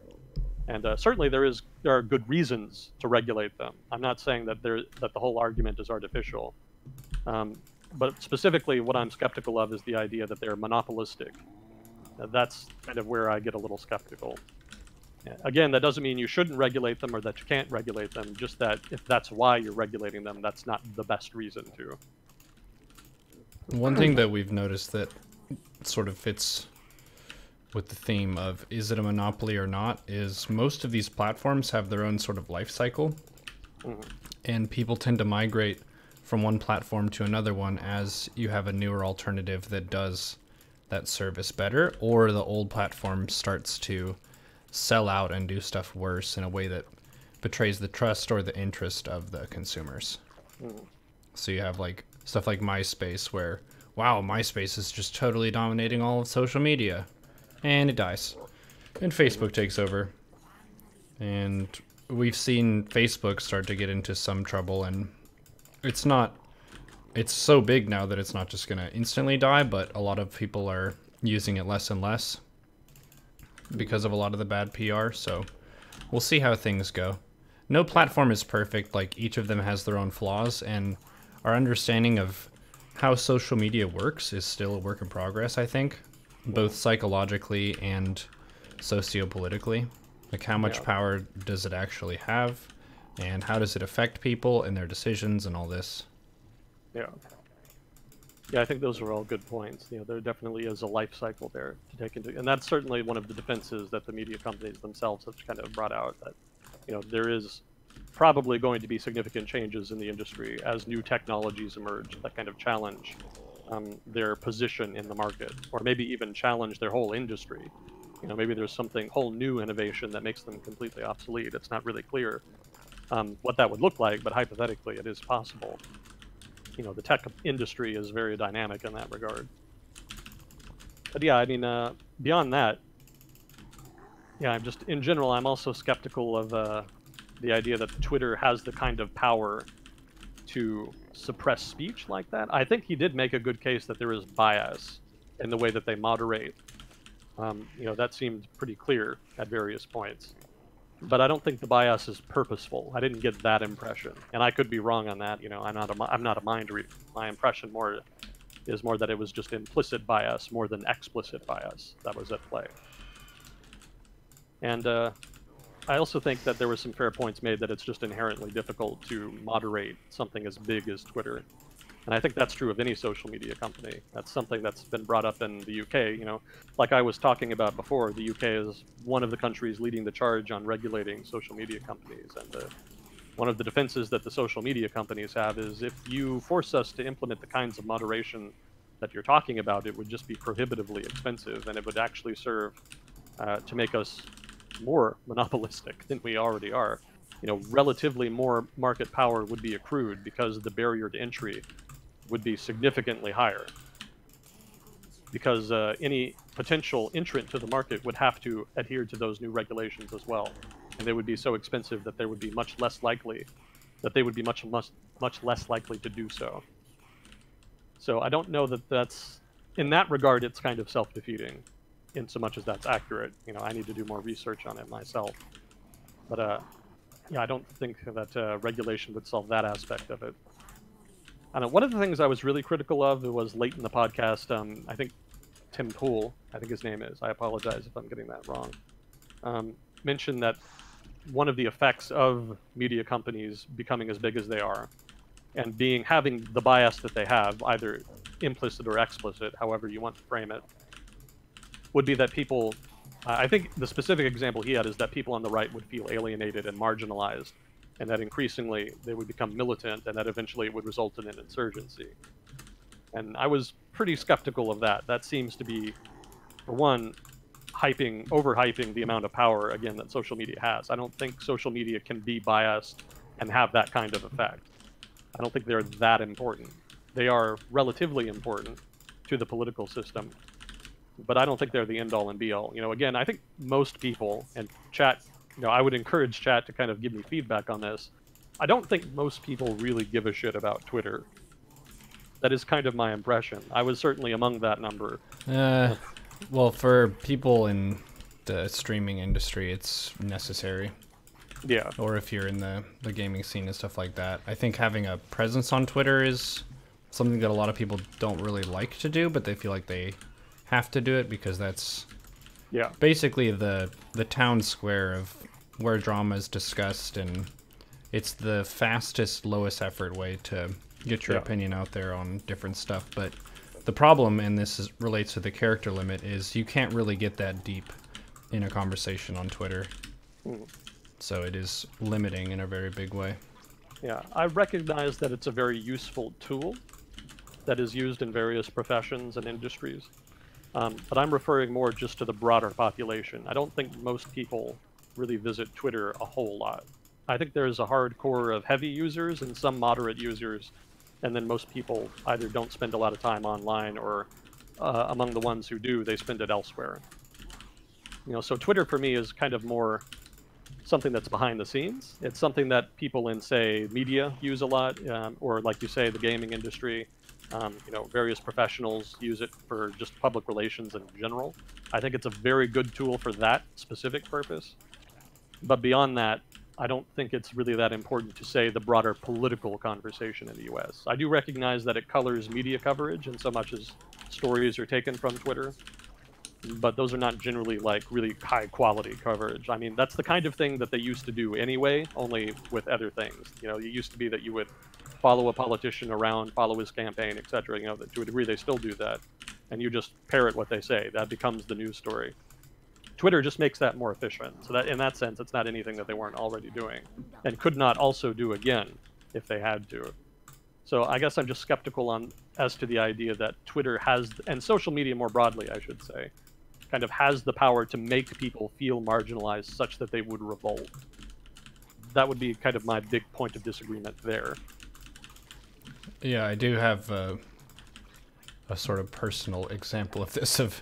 There's a streamer who was one of the biggest StarCraft streamers, and he is banned from Twitter for his behavior on the platform, which I think it was justified, but it does limit his career in a lot of ways. And he said that he is still like annoyed by this sort of thing. So it can affect certain people a lot, like we were saying. If they're in the industry and it's necessary, then it can sting a good bit. But yeah, for your average citizen, like not being able to use Twitter, it doesn't really matter that much. Yeah, and as far as the impact, I mean, in the podcast specifically, they were talking about impact on broader politics, the political impact and the potential political impact of bias in moderation on Twitter. That was sort of the crux of what they were looking at. And I recognize, again, I think he made a good argument that there was bias, and I think Twitter also kind of gave a decent enough defense that the bias that they had was not explicit. But at the same time, I just think that the whole conversation that they were having on both sides implicitly assumed that Twitter had far-reaching political power that I don't really think it has, or at least it's not as far-reaching as they made it out to be. Again, that's just my perspective. I'm not an expert on social media, and I haven't read a lot of research on just how big the impact is. So, I readily admit I could be wrong on that, but that is kind of my perception right now.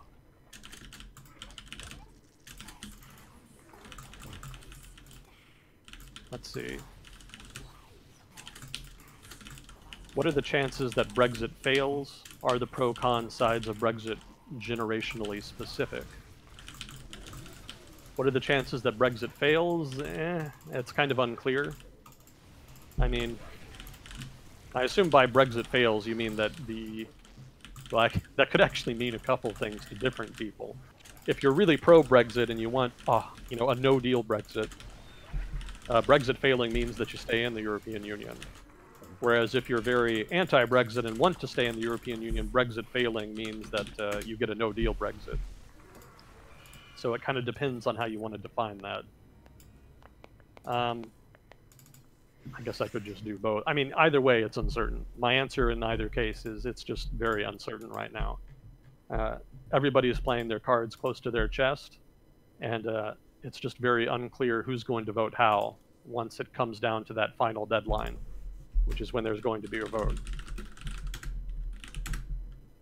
Are the pro-con sides of Brexit generationally specific? I think they kind of are. There does seem to be a really strong correlation there. It seems like the older you are in the UK, the more and stronger a Brexit that you want, whereas the younger you are, the weaker a Brexit you want. And in fact, younger people generally also identify more with the Remain sentiment, that is to say, wanting to remain in the European Union. So there definitely does seem to be a generational side to that. I think studies have kind of shown that. Now, what that means for the future is ambiguous. That could lead to some interesting outcomes. It may be that if people who are younger and are anti-Brexit And if the UK does, let's assume that the UK does leave the European Union, in March, and whatever agreement they sign after that in the 2-year transition period just kind of fixes that, so they're out of the European Union. Over the course of the next 20, 30 years, as the younger population in the UK kind of ages into adulthood and middle age, I guess, it could be that they bring their Remain sentiment with them, that they do not become more conservative such that they become more pro-Brexit. And if that's the case, there could be a lot of sentiment to rejoin the European Union, in which case you could see all of this drama all over again with a new referendum on whether or not to get back in. That's the trouble with referendums. They don't really tend to solve problems like that. They just kind of bring them out into the open. So that could be interesting in the long run. But again, as we've said before, the long run is very difficult to predict, so that's anybody's guess. Let's just do a referendum so that people think they have a voice, but they're going to vote the way that I think they're going to, right? Right? Well, we could go further than that. Why don't we just have a referendum on whether or not it's a good idea to hold referendums? Bomb, bomb, bomb! Inception 2. You could just go on and on with that. I mean, whenever the public sentiment turns, you could just have a new referendum on an issue and just change course. I mean, there's really no reason not to have endless referendums. If you can have a referendum on one thing, why can't you have another one again later on, or another one after that, or so on and so on? What if we planted a referendum so deep within another referendum, within another... Well, that's why generally governments avoid them. Generally, you don't use them that much. If you do use them, you use them in very specific situations. So if you're like Switzerland, you're small enough and you have very specific legislation kind of explaining how and when to use them. But it's not something to be bandied about readily, especially in a really large country where you have a lot of deep political divisions, like the UK or especially the US. It would explicitly not work in the US. It just alienates too big a chunk of the population. It's just not really politically workable. It creates more divisions than it solves, let's put it like that. Hypothetically, you could have a big result one way or the other. You could have a majority of the population voting yes or no on something. But odds are, if there was enough political support for that, then you wouldn't have needed the referendum in the first place. Your politicians probably would have felt that they had enough political support to just move forward regardless. Let's see. Are we doing okay on time? Mm-hmm. Okay. When autonomous vehicles take over the majority of driving, it will make little sense for the end users to own these vehicles. I think that OEMs will own and maintain these vehicles in an Uber-like fashion. Do you think this is a reasonable assumption? If so, or if not, what do you predict will happen to the American auto sector with the transition to autonomous driving? What about the auto sectors of Canada and Mexico? Let's see. All right, let me reread that real quick.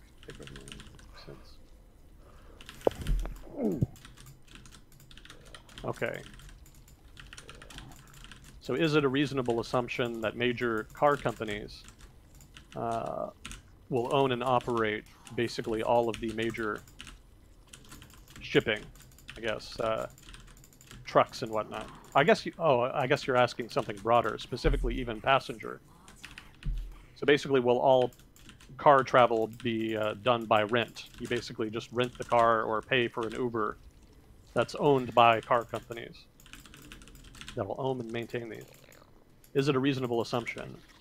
I think it's a reasonable prediction, but I don't think you could hold it as an assumption, because I don't know that there's enough data right now to make a strong assumption like that. It's kind of difficult to say what direction they'll go in. Keep in mind, well, I guess that's not really relevant, but yeah, big car companies could hypothetically do that. They could offer that service, but I suspect more likely it's going to be, if the market goes in that direction, where nobody really owns a car and instead they just use Ubers and whatnot. I suspect if things went in that direction, then probably it would be more small businesses or medium-sized businesses that would be doing it. Because I don't think a car company would have advantages if they did that, but I think the advantages would be relatively minimal. Because I think in a service industry, it's more about the quality of the service, the quality of the technology you're using, the app you're using on your phone, whatnot. Stuff like that is more important than the kind of advantages a car company could provide.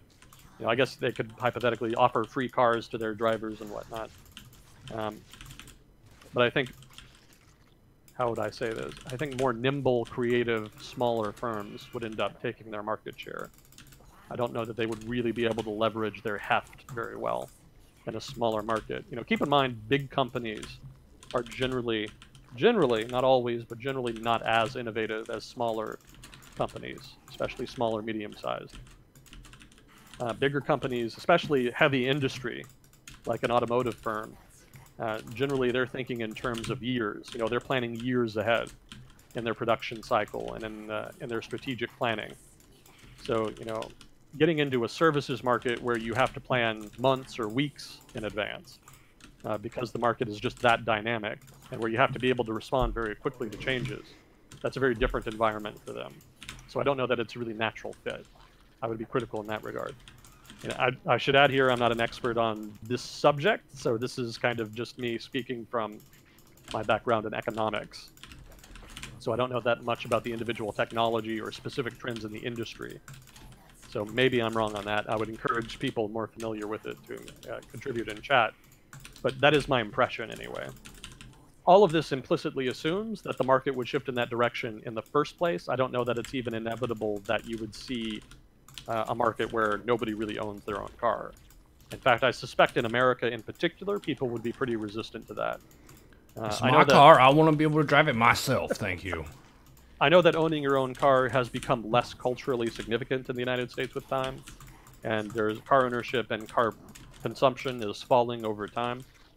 But in general, I think people would prefer still, even over the long run, to own their own car, because in the US, people are generally just more individualistic, especially in places away from the big cities. If you live in a big city, it kind of makes sense to not buy your own car and rely on a service, because generally you can walk where you need to go. And if you need to go someplace that's too far to walk, that doesn't really happen enough to warrant the purchase of a vehicle generally. Not always, but generally. So economically, this kind of model makes a lot of sense for big urban areas.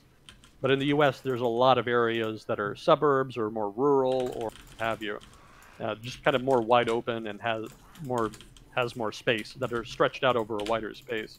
In places like that, people generally prefer to own their own car because they basically just have to drive everywhere. So for them, it would be just probably still be more convenient to own their own. So in the US, there would probably be resistance amongst consumers to that in a lot of places, such that I don't know that you could really assume that this kind of model that you're describing is inevitable. Again, it could still happen, but I think for that reason it's less likely in the US. In a place like China or Europe, where populations are more concentrated, I think it's more feasible there that the model could be dominant in those markets. But in more decentralized markets, like, say, maybe South America, Africa, in those places, or Australia, places like that, probably individual car ownership would continue. So let's see, that's the first part of the question. If so, or if not, what do you predict will happen to the American... I guess I kind of touched on that already, with the transition to autonomous driving. What about the auto sectors of Canada and Mexico?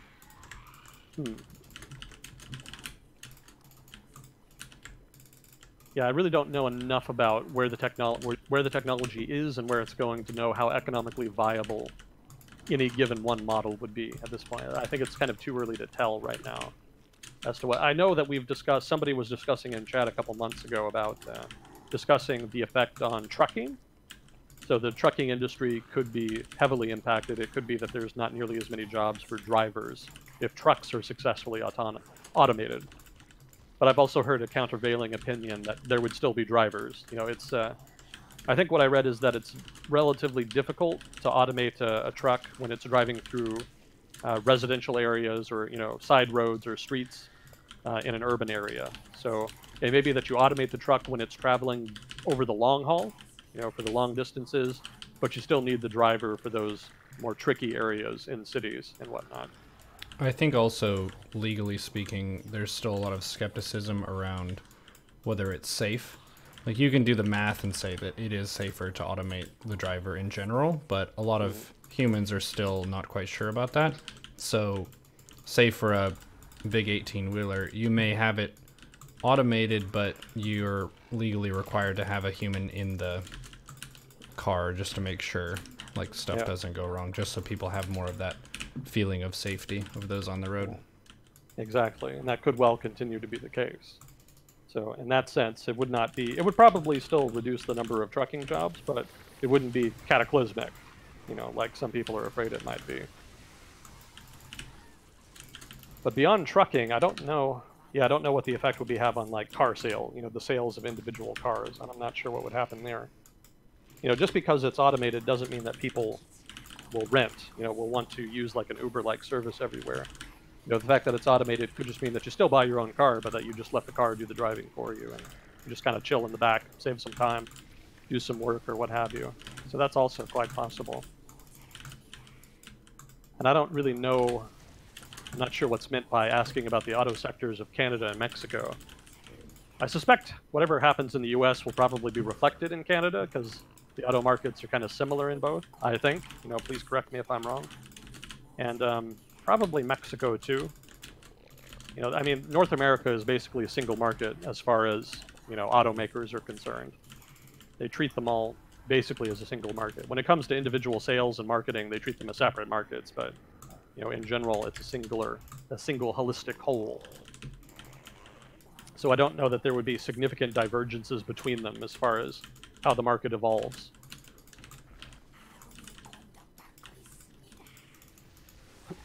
Let's see. How much attention does the debate about Articles 11 and 13 of the European reform to its copyright laws attract outside of Europe, and what are your thoughts on this topic?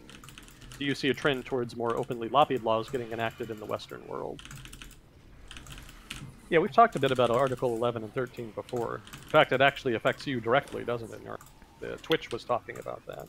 Yeah, well, as an American broadcaster, me less so, but a lot of my friends and peers, it affects them in a very massive way.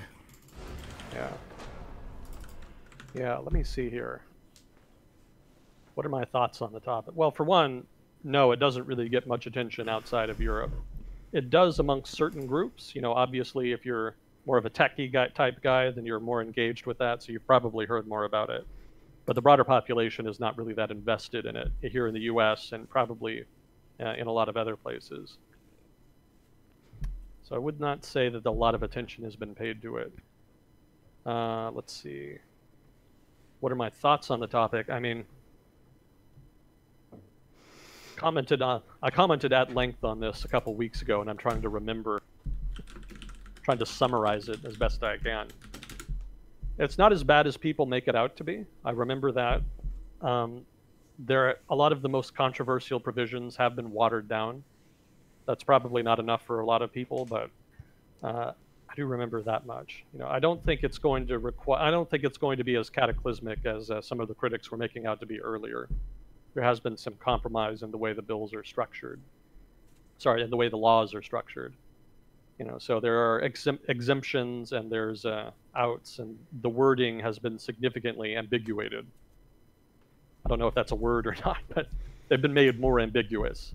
On the one hand, that kind of gives a little more discretion to the government, but it also gives more wiggle room to companies so that it's a little harder to pin them down and penalize them.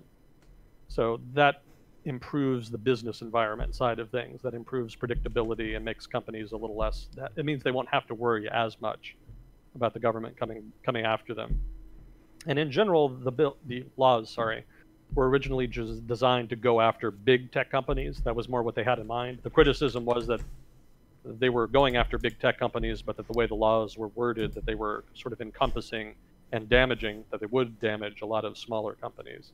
So they've kind of dealt with that, and they've introduced enough discretion in the way the laws would be enforced that they would probably focus mostly on the big tech companies, and that smaller companies would probably have an out. I think one of the things was the meme thing. You know, basically you would have to add a filter to filter through all of the all of the content people posted on your website. You know, if you were a website where people posted content, you would have to filter all of it to make sure none of it was in breach of intellectual property, that it wasn't violating anybody's intellectual property, rather. And I think they watered that down by saying that if you make sufficient effort to stop people from posting after the fact, then that's okay. And basically, that's what we do already. You know, basically, that's what websites already do, where they depend on reporting, and if they move fast enough to respond to the reporting, then the law kind of considers them okay. You know, that's fine. And the way Article in 11 and 13 was changed, I think specifically 11 is the one that had to do with this. They changed the wording so that it's more ambiguous. So long as you're kind of making an effort, that's fine. You're not in breach of the law. And the wording is ambiguous enough that you could probably do relatively little and still get away with it. So it's not too much of a problem. And if you're a smaller company, they would probably use discretion to give you more leeway. You know, they would probably say, you're smaller, you don't have as many resources. It's not as reasonable to expect you to respond, say, within a month to a report than it would be with a much bigger company. So that's what I'm remembering off the top of my head. I know there was a lot more because I remember we talked about it a lot. But yeah, that's off the top of my head. I think that was sort of the highlight. Do you see a trend towards more openly lobbied laws getting enacted in the Western world? They're already very openly lobbied. It's not like a big secret. You know, lobbying is not illegal. It's perfectly reasonable to go and talk to your representative or otherwise interact with him. So I don't think that's going to get more open, as it's already just very much out in the open. There's definitely some shady things that happen sometimes, but there are already laws against those specific examples of lobbying. So do I see it? Do I see a trend towards more openly lobbied law? Not really. Yeah, I don't really see that right now. And somebody with a stronger background in poli-sci can kind of comment on that and correct me on that if I'm wrong. But I don't think I've seen any big trend in that direction.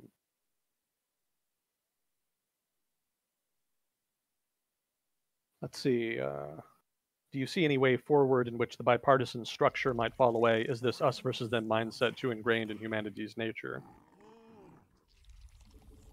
Yeah, I don't think it's going away. I think it is pretty deeply rooted. But politically speaking, if you're asking me if politically bipartisanship or the bipartisan perspective will fall away, I don't think so. But I also don't think that that view is as common, as strong as people think it is. I think there is more multilateral, maybe is the word I want. You know, it's not just two political factions that fight in any given country. It's always multiple factions. And that's even true in countries where there's only two parties, like the US, or to a lesser degree, like the UK. Different political parties are themselves comprised of many different factions, especially when they're very large parties. So always there's going to be just a multitude of different competing political perspectives and interests. So that us versus them mindset is not as strong as you might think. It's more of a process. And it kind of looks like us versus them because of the coalitions that are constructed. But it is kind of more chaotic than that, I guess you could say. There are certain news circuits and whatnot that try to paint it as an us versus them to drum up support and stuff. But I think for your average citizen, a lot of times they don't really care about your faction or affiliation. They don't even care about politics in general in a lot of ways. So the us versus them, like, it probably seems overrepresented because the people who are really gung-ho about that tribalistic nature are loud. And people who don't really care about us versus them don't talk about it. Yeah, that's definitely a dynamic at play. And I would add that a lot of people who are politically engaged are generally politically engaged on a couple of issues. They have like one or two issues that are their core issues that they're really engaged with.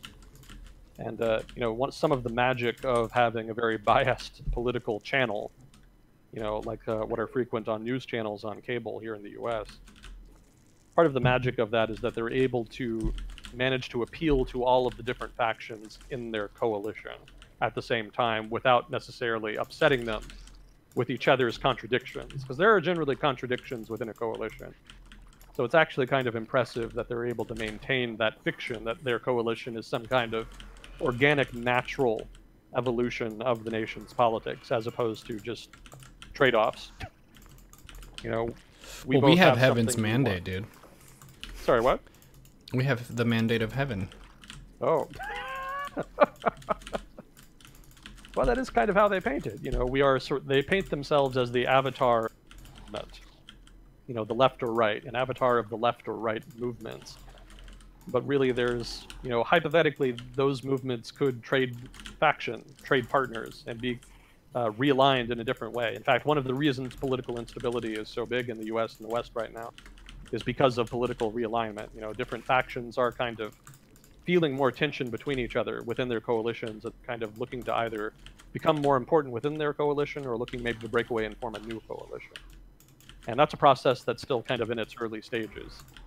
And we'll probably see more fireworks from that in future, but that is kind of a dynamic there as well. Did you know that this government position was bestowed upon me by God?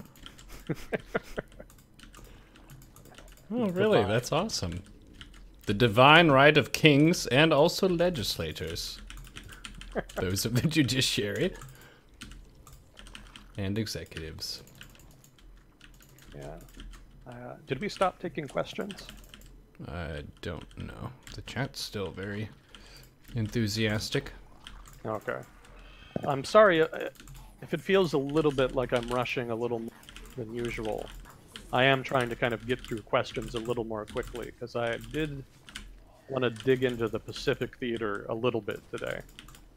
That was something we were talking a little bit about last time, so I thought it might be fun to try today. I'm game. Let's see. But we can totally still take questions, that's fine. Yeah, but if we don't have questions, that could be your chance. Just rush into it and maybe nobody will notice.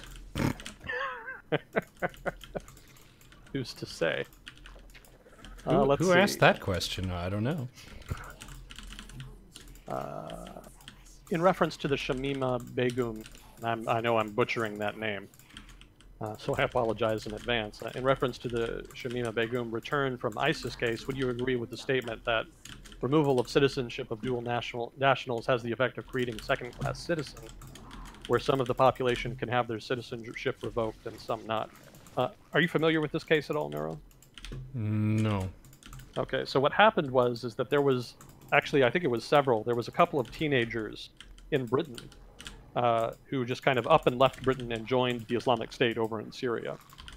They lied about where they were going and ended up in Syria, and they explicitly wanted to join. You know, they were believers basically. Well, I've heard of this happening with different countries, but not specifically this one. Yeah, well, the reason this specific case stood out is it's a recent story. And, you know, as you know, the Islamic State has been losing territory, and it's basically about run out. You know, they're kind of down to their last pockets. And you know, this woman stayed with them. You know, she was a teenager when she left, but she's now a woman. She got married, and I think she had 3 children, although I think 2 of them died, and then one of them she was pregnant with. You know, when the story kind of got started, and she was saying that she wanted to come back to Britain because she was in Syria, but the UK government would not let her, because they saw her as a threat, because obviously she was, you know, working with the Islamic State. And so what they did is they revoked her citizenship, and they were able to do that because in UK law, if someone is a security threat, and I hope I'm getting this right, if somebody is a security threat and they have dual citizenship, then the UK government can remove their UK citizenship to prevent them from returning to the UK. So she also had citizenship with, I think, Pakistan? Is that what it was? Somebody can correct me on that. I think it was Pakistan. And because of that, they revoked her citizenship. And the reason that was a big deal is because she wanted to come back to the UK so that her child would live, basically, because conditions were not great, and she'd already lost 2. But the UK wouldn't budge because they were concerned. This is part of a broader conversation in Europe about whether or not European states should allow citizens of theirs that travel to Syria to fight with the Islamic State to return to Europe. And the thinking is that a lot of them are just too radicalized and too dangerous to be allowed back into Europe. And the counter-argument is that they could just prosecute them, they could just arrest them and prosecute them and have them detained and later on in prison, so that they wouldn't necessarily be a threat. But that's sort of the nature of the debate right now. But she was not allowed to come back, and she ended up giving birth to that baby, I think, sometime in the past week or 2, and it actually did die again. That was her 3rd child's death, and not long after childbirth, I think. So there was kind of a bit of a debate about that. But then the bigger debate was, well, I think specifically this person is asking here, is the power to remove citizenship, basically creating, the removal of citizenship basically creating a second class of citizens among people who have dual citizenship and are vulnerable to that? Kind of. I mean, you could argue the government has a lot more power over people with dual citizenship because they do have that threat kind of hanging over them, which is definitely not a threat that other people have. I don't think this is something we have here in the United States. I think that it is actually surprisingly easy to lose your citizenship here in the US, technically, but it has to be something initiated by the individual, I believe. I think the individual has to explicitly renounce their citizenship in public or in writing in order to lose their citizenship. And I think the US has technically done that for some people that have explicitly renounced their citizenship. I think it was burning their passport is what they did. There was somebody who burned their passport, and the US government tried to renounce their citizenship on that count. But that was kind of more of an iffy case because I don't know that they explicitly renounced their citizenship. I think that's actually something working its way through the courts, maybe, if I'm remembering. This is all very fuzzy in my mind, so I apologize. But yeah, you could definitely make the argument that you are subject as a dual citizen in the UK to an unfair amount of pressure on that count, that it is a form of discrimination.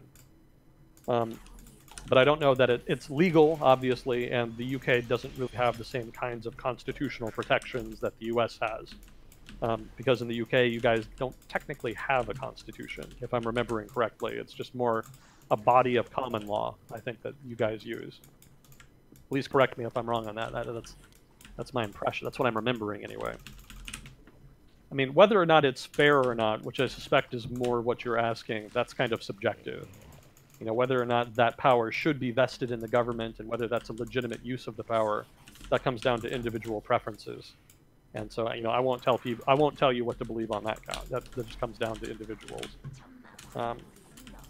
Yeah, that's more of an internal British matter, I guess you could say. But I think you could definitely make the argument that, yeah, they do that. That there is some discrimination. There is a discriminatory element to that policy.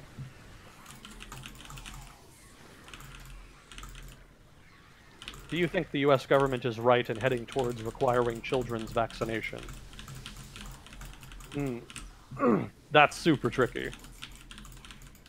Yeah, because here in the US, we have a much broader, deeper definition of what constitutes political freedom. So a lot of people don't like the idea of the government forcing people to have vaccines.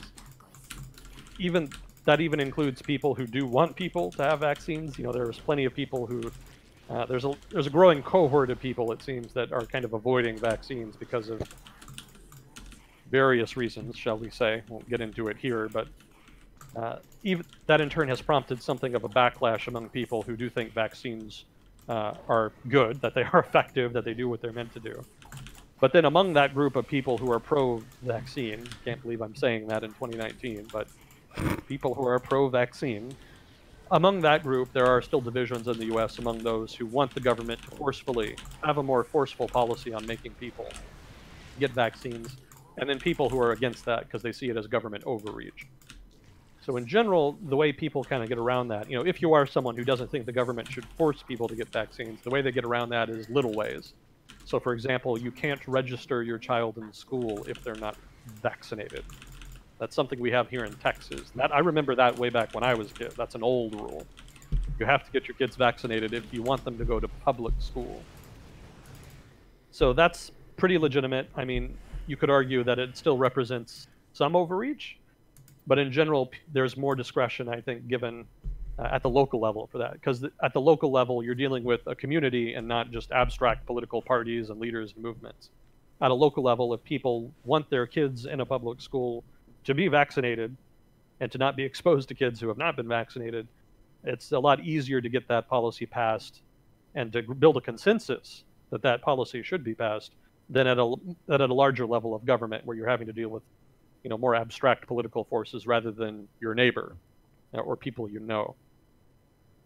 So obviously you can still argue it's overreach, but again, much less controversial at the local level. And generally it's at the local level of government that vaccination is kind of encouraged, if not required. And that's kind of how people get around that. At the national level or state level, I think it would be extremely controversial to have a policy where people are forced to get vaccinated. But the local level, I think, is much more workable. Obviously, that still leaves open the possibility that there's a locality where you had a critical mass of people who were against forced vaccinations or even encouraging vaccinations. So in that case, obviously, that community would not have them. So still kind of a problem even then. But I mean, natural selection kind of sorts that out over the long run. So yeah, I think over the long run, it's not going to be too much of a problem. But for now, I think there is kind of an issue there. But I think we can kind of get around it with local politics, and that there's enough of a pro-vaccine, again, quote unquote, sentiment in the U.S. to kind of ensure that enough people do get vaccinated. And I think over the long run, the information will I think that debate will peter out. I think over time, this kind of anti-vaccine movement will peter out, and eventually they'll kind of go on the downslide. They'll probably always be there. But I think over time, just the weight of information will turn on them.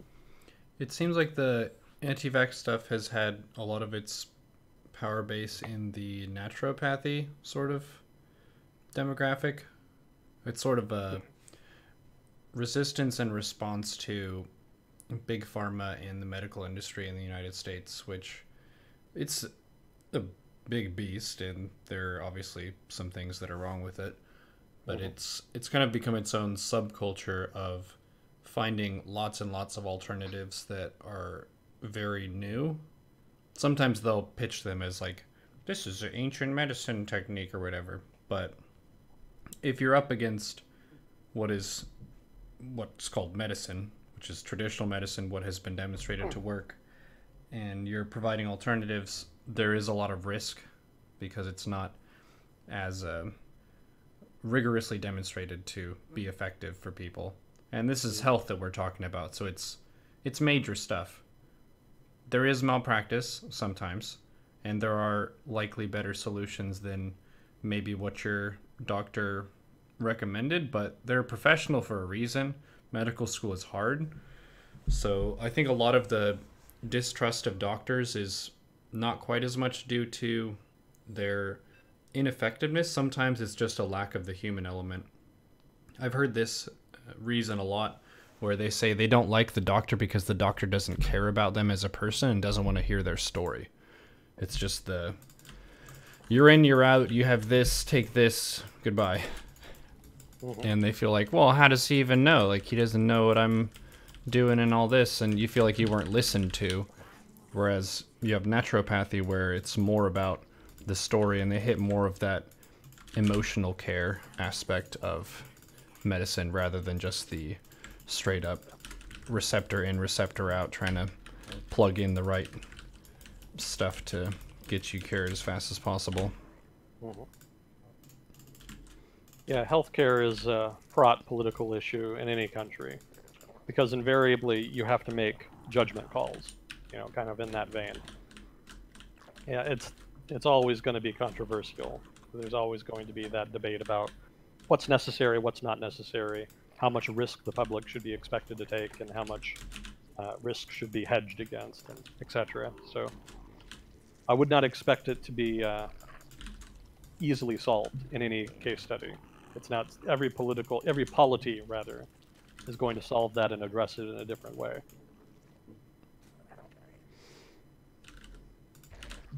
You doing okay? Yeah. You want to hit the Pacific Theater stuff? Oh, we still got a couple more here. Okay. But I just want to check here, because I think we started at 7? 7:30, I think. 7:30. 8:30, 9:30. So we're coming up at what, 30-minute mark, roughly? No, an hour 30? Oh, really? We have it's a daylight savings thing today, which kind of caught me by surprise. Okay.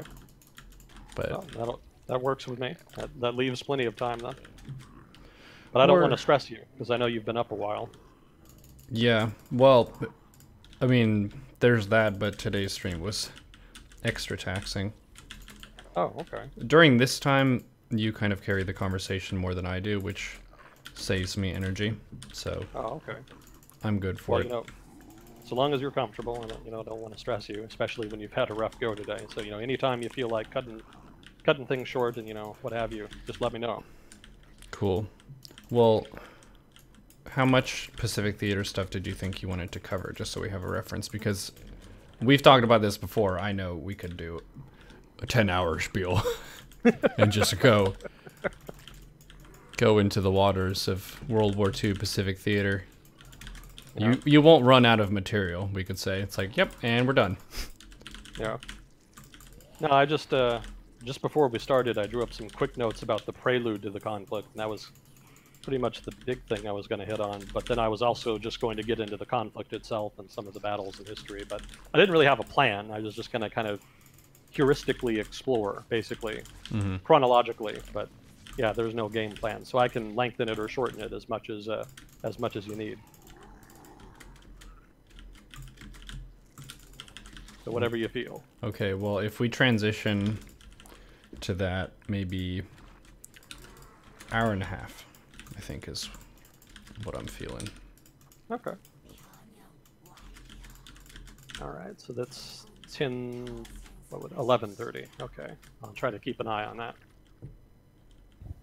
Okay, can you comment on the necessity or lack thereof of a national goal or mission to induce people to set aside their differences and work together? I ask in the context of the increasingly common sentiment that the U.S. is an empire in decline. Okay. Induce people. I guess it depends on what you mean by induce people. That's the key word there. Like, how much inducement are you talking about? Like, is it more nudging, sort of in the behavioral science sense, the behavioral economic sense, where you're just sort of creating nominal little structuring policy such that you nominally nudge people towards it? Or are you talking about inducing as in you have to? Mandating it, basically. You'd better. Yeah, you can kind of interpret induce in a lot of different ways. So it kind of depends on what you mean by that. But I guess in general, the necessity of it. I mean, the necessity of it is purely subjective. That purely comes down to one's own individual politics, preferences, etc. So, I can't really tell you what to think on that.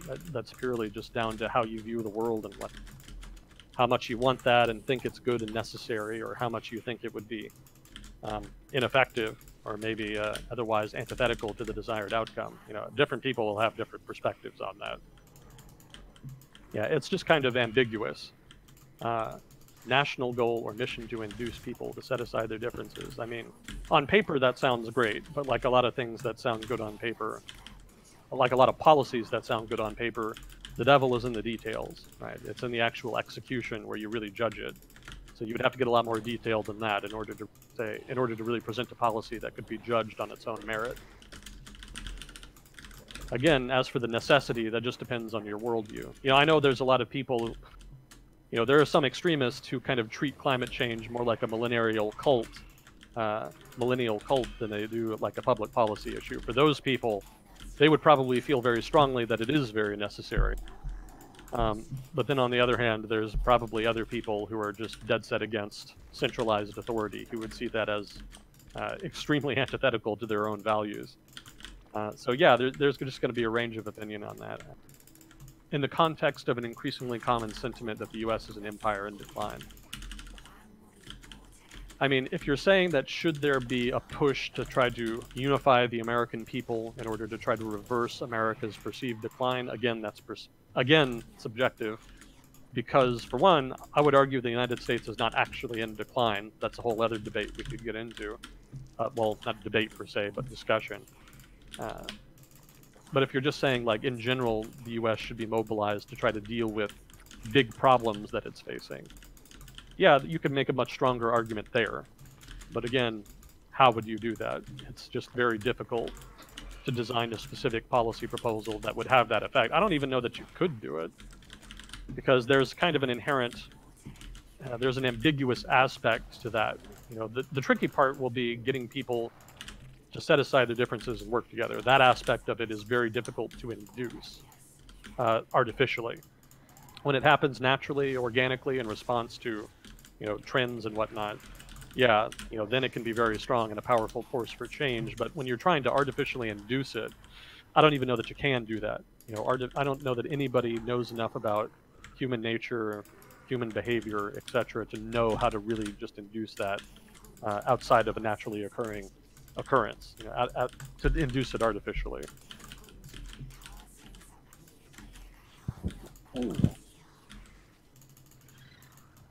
I guess that's kind of a vague answer, so I apologize. Yeah, in general, that would be my take on it. It would be very difficult to do. It would be very difficult to figure out how to implement in practice. And yeah, just that side of it, the policy side of it, I think would be your principal problem there. And again, as for the necessity of it, just subjective.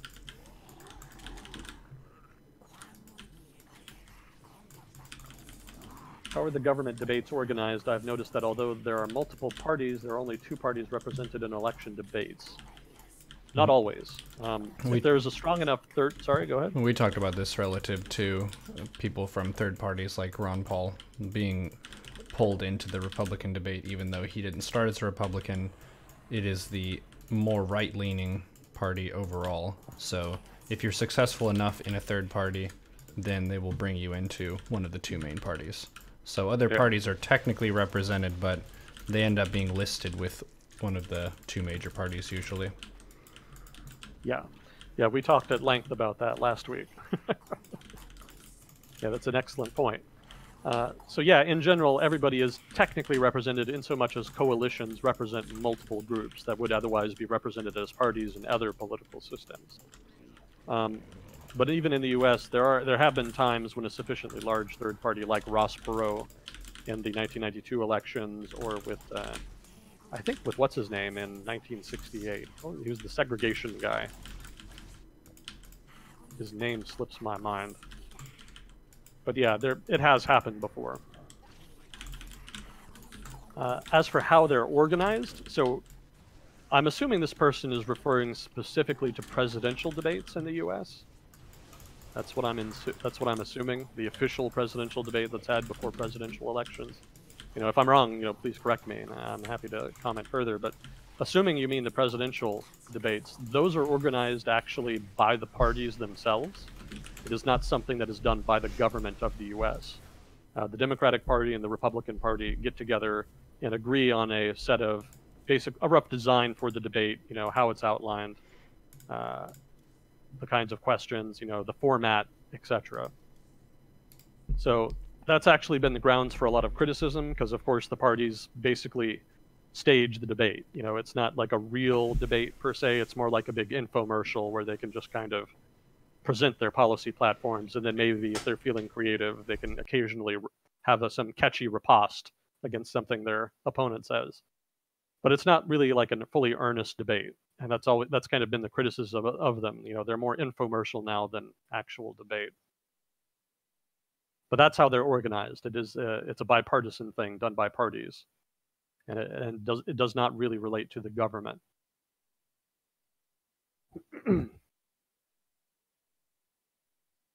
Occasionally, I think it's the media that pressures them to add the third-party candidates when that's happened. When a third-party candidate has been sufficiently strong to chat. I should just say Ross Perot. That's pretty much the only example. Ross Perot was able to get in because his polling was so high, and the parties didn't really think they could exclude him. They thought they kind of needed to have him there in order to kind of address that part of the constituency. So I think that's how he managed it then. But technically, the parties could have excluded him. I don't think they had to allow him to come, technically.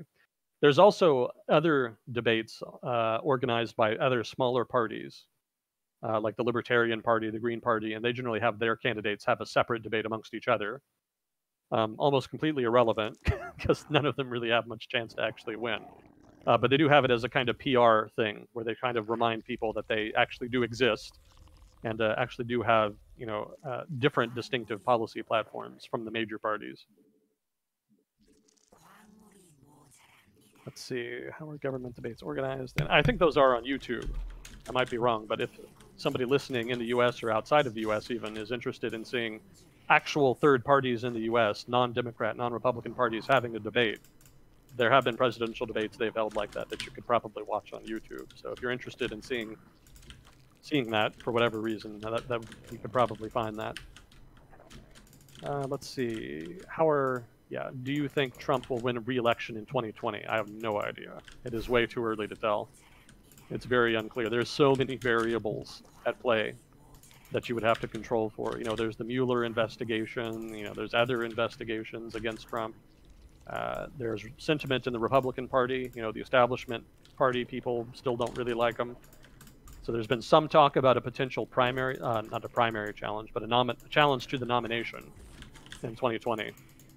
That's possible. That's just a rumor right now, but hypothetically that could happen.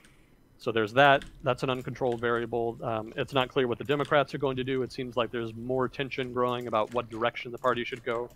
The big debate in the Democratic Party is whether the party should shift to the left, because one of the reasons that the party lost the 2016 presidential election is that a lot of people on the far left did not come out to vote. They kind of abstained or even voted for Trump, and so that kind of cost them. So there's a sense that maybe they should shift to the left to try to re-energize those people and to increase voter turnout. But then there's also a counter-argument that the party should move to the center in order to try to attract votes who are alienated by Trump's shift to the right.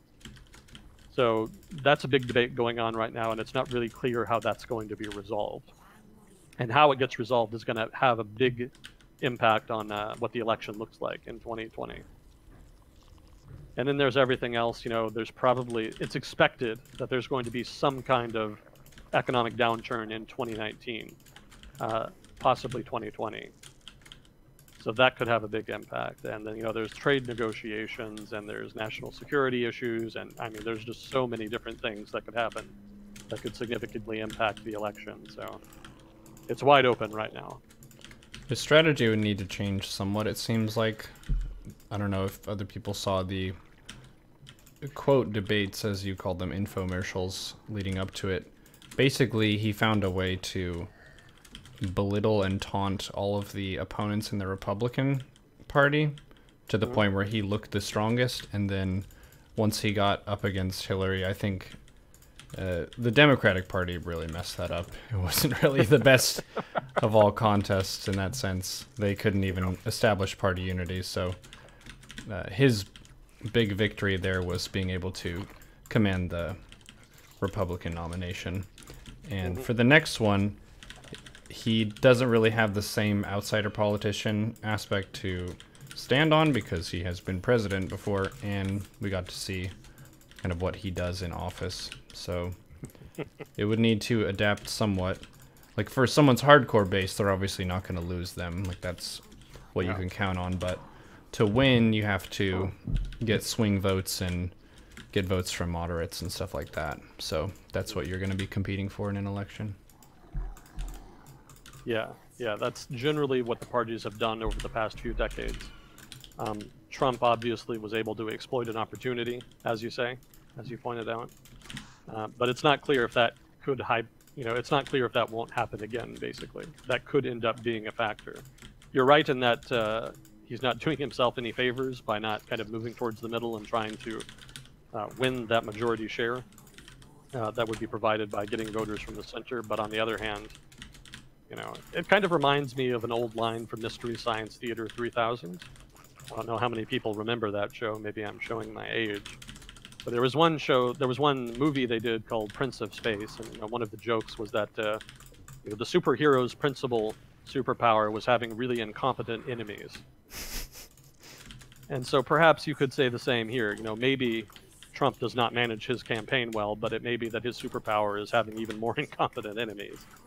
So if that happens, then he could hypothetically win again. It's again, it's too early to tell. But you're right, though, that is a pertinent factor to keep an eye on. You know, what happens to the votes in the center? Where do they go, and how do they respond to political events over the course of the next 2 years?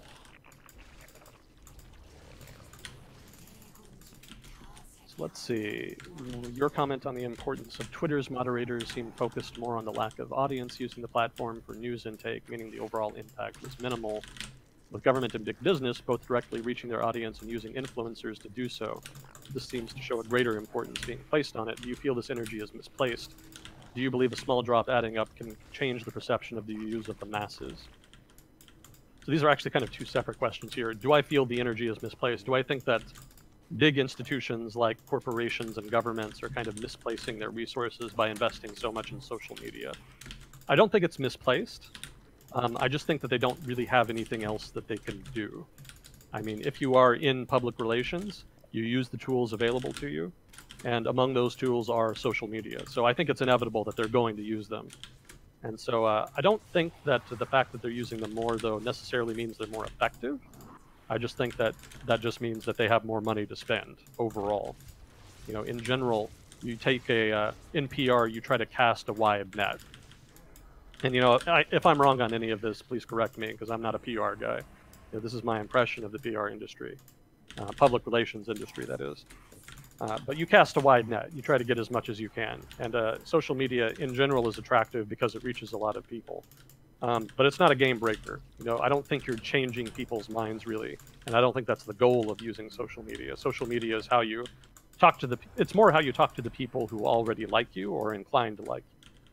But it's not really a very powerful proselytizing tool, I would argue. I know that has happened. There have been people who have gotten onto social media and, you know, had their mind changed.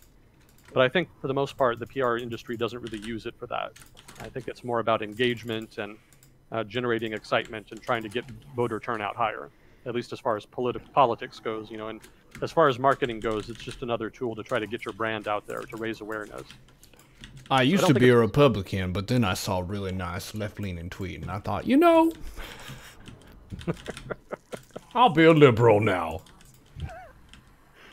Well, unfortunately, well, perhaps fortunately, it is not quite so simple. But yeah, I don't think people are really that malleable. They can be malleable over the long term, and I think that's the second part of the question. Do you believe a small drop adding up can change the perception of the views of the masses? I do think it can, but it's over the long term. It's not something that you're going to be able to do just before an election or something like that. You know, that's my perception anyway. And this is basically how social activism works. You know, it's not a big, flashy campaign that you trot out and try to, you know, really make a big, compelling argument. Rather, you have a strong ground game. You work from the bottom up, from the grassroots up. You know, we've talked before about hierarchical versus non-hierarchical approaches to social activism. And in general, I would still argue that the grassroots approach is the more successful. It takes longer to have an effect, but over time, because you're interacting with people on a more personal and local basis that they can relate to more, it has a stronger impact over the long term as they grow up, and it helps color their thinking over the long term. This is basically how the pro-life activists operate. You know, pro-life if you're not familiar with what that means, here in the U.S. we have a big debate about abortion, whether or not it should be legal, illegal, and about regulations regarding abortion. And the people who are against abortion are called pro-life because they see abortion as murder. So they want to save the fetus or save the baby. And so their perspective, and let me see if I can bring this full circle here. Yeah, their activism since abortion was legalized in the late 60s, I think, with the Roe v. Wade decision, their activism has very much been focused on trying to broaden their movement's appeal. You know, it used to be very religious, but they've since tried to branch out and try to create arguments, pro-life arguments that are not dependent on one's faith. They are not inherently religious. Certainly religion is a big part of the movement, and they do couch a lot of their arguments in those terms, but they've gotten better about mobilizing support for their perspective over the long run by trying to branch out, by trying to engage with people and try to broaden their argumentation. And that's something that they've been doing at an individual level by catering arguments to local political circumstances and perspectives. And that's just one example. Lots of different movements have done that. Let's see. So where was that? Oh, yeah. So do you believe a small drop can add up? Yeah, over the long run, it can. But again, it's more of a long run process. I hope that's the right phrase. I'm blanking out a bit.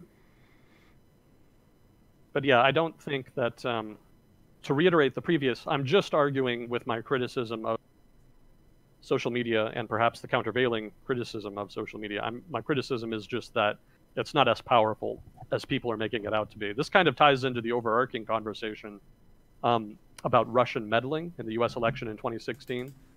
That's actually not unique to the U.S. Lots of countries have been seeing a lot more criticism of quote unquote foreign meddling in their elections, and it's not just Russia; it's different countries, rivals, activist groups, and even the United States. A lot of people are very critical about what's called the National Endowment for Democracy, which is this institution created by the U.S. and funded by the U.S. government that tries to give basically scholarships and aid to activist groups in other countries. And a lot of people around the world are very sensitive to that, and they consider it meddling in their affairs. So it's not just the U.S. where this discussion is happening.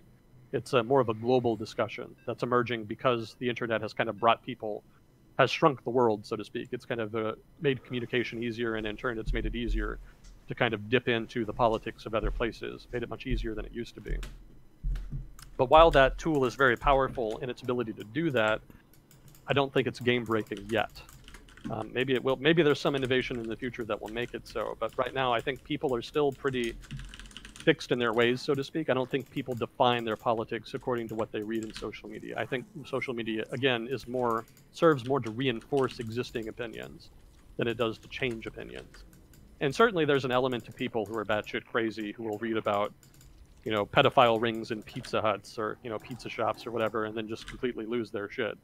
There's those people, but I think that's a separate debate that has more to do with a debate about free speech and the extent to which you allow it and how you kind of manage that. For me, that's a separate debate than the political influence of social media. I think it's less of a scalpel and more of a mirror. Put it like that.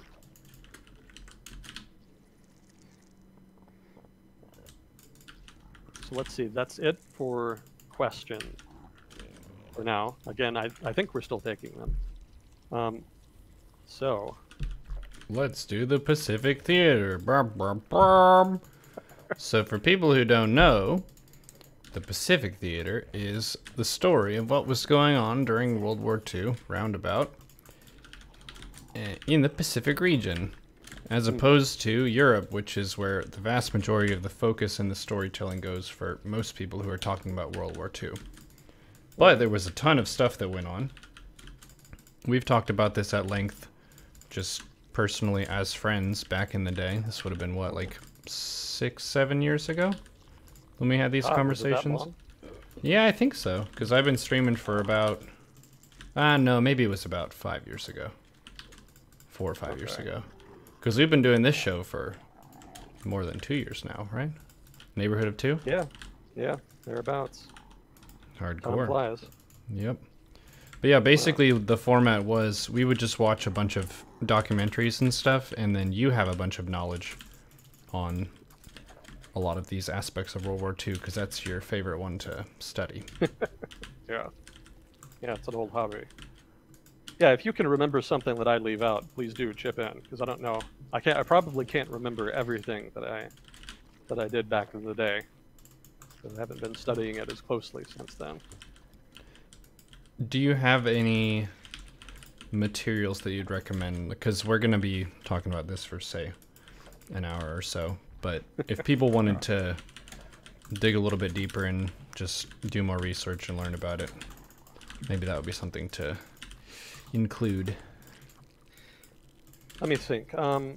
If you're really interested, you could go so far as to watch a documentary series called Crusade in the Pacific. That was, I think it was funded by the U.S. government. I might be wrong on that.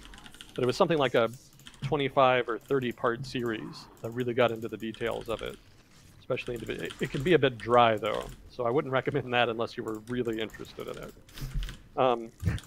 I think I've recommended the Battlefield series of documentaries before, and on other theaters of World War II, so I would recommend it again for this.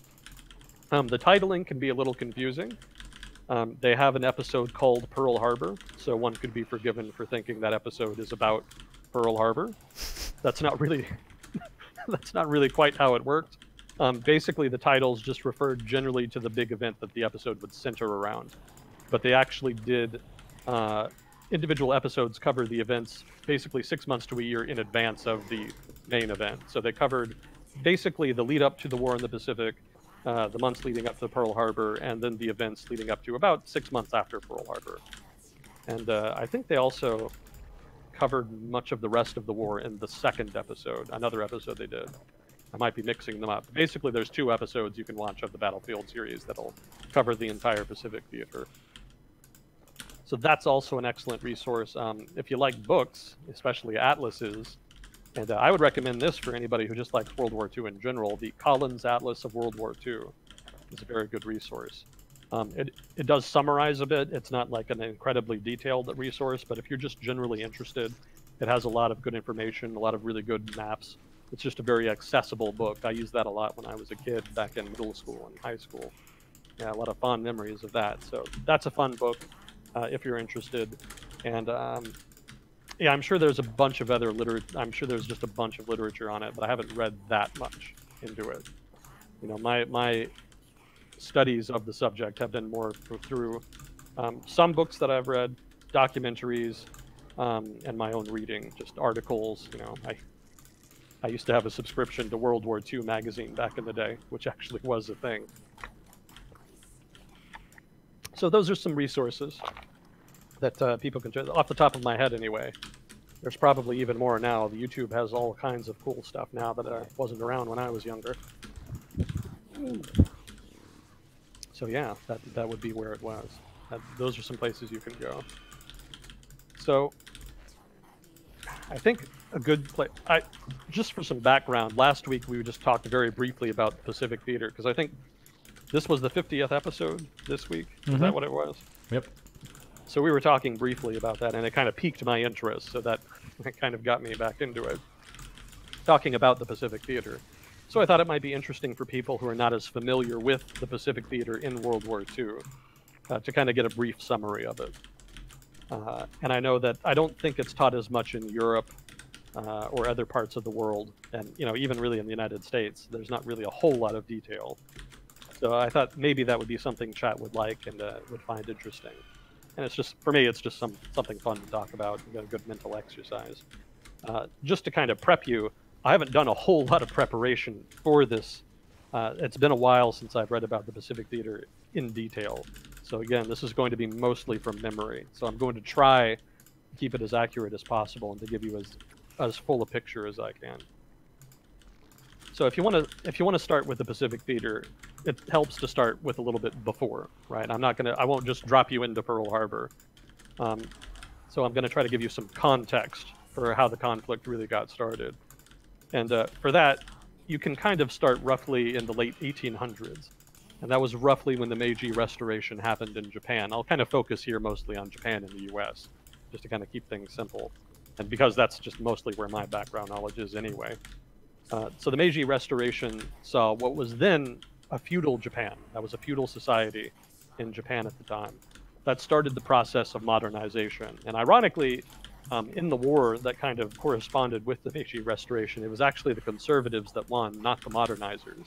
But the conservatives ended up being the modernizers because they wanted to modernize the military so that they couldn't get pushed around by foreign powers. So some interesting trivia for you.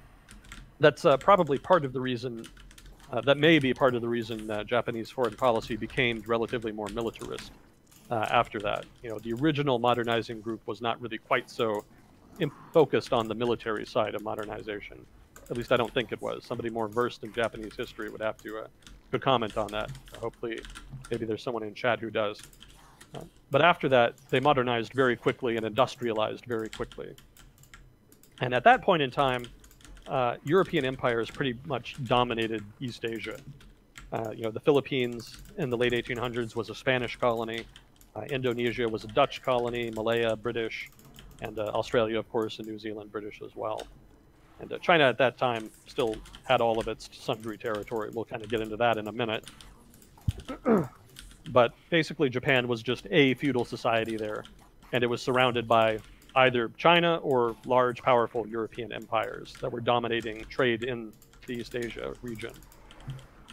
So for them, development was necessary just to defend themselves. That was sort of the initial impulse.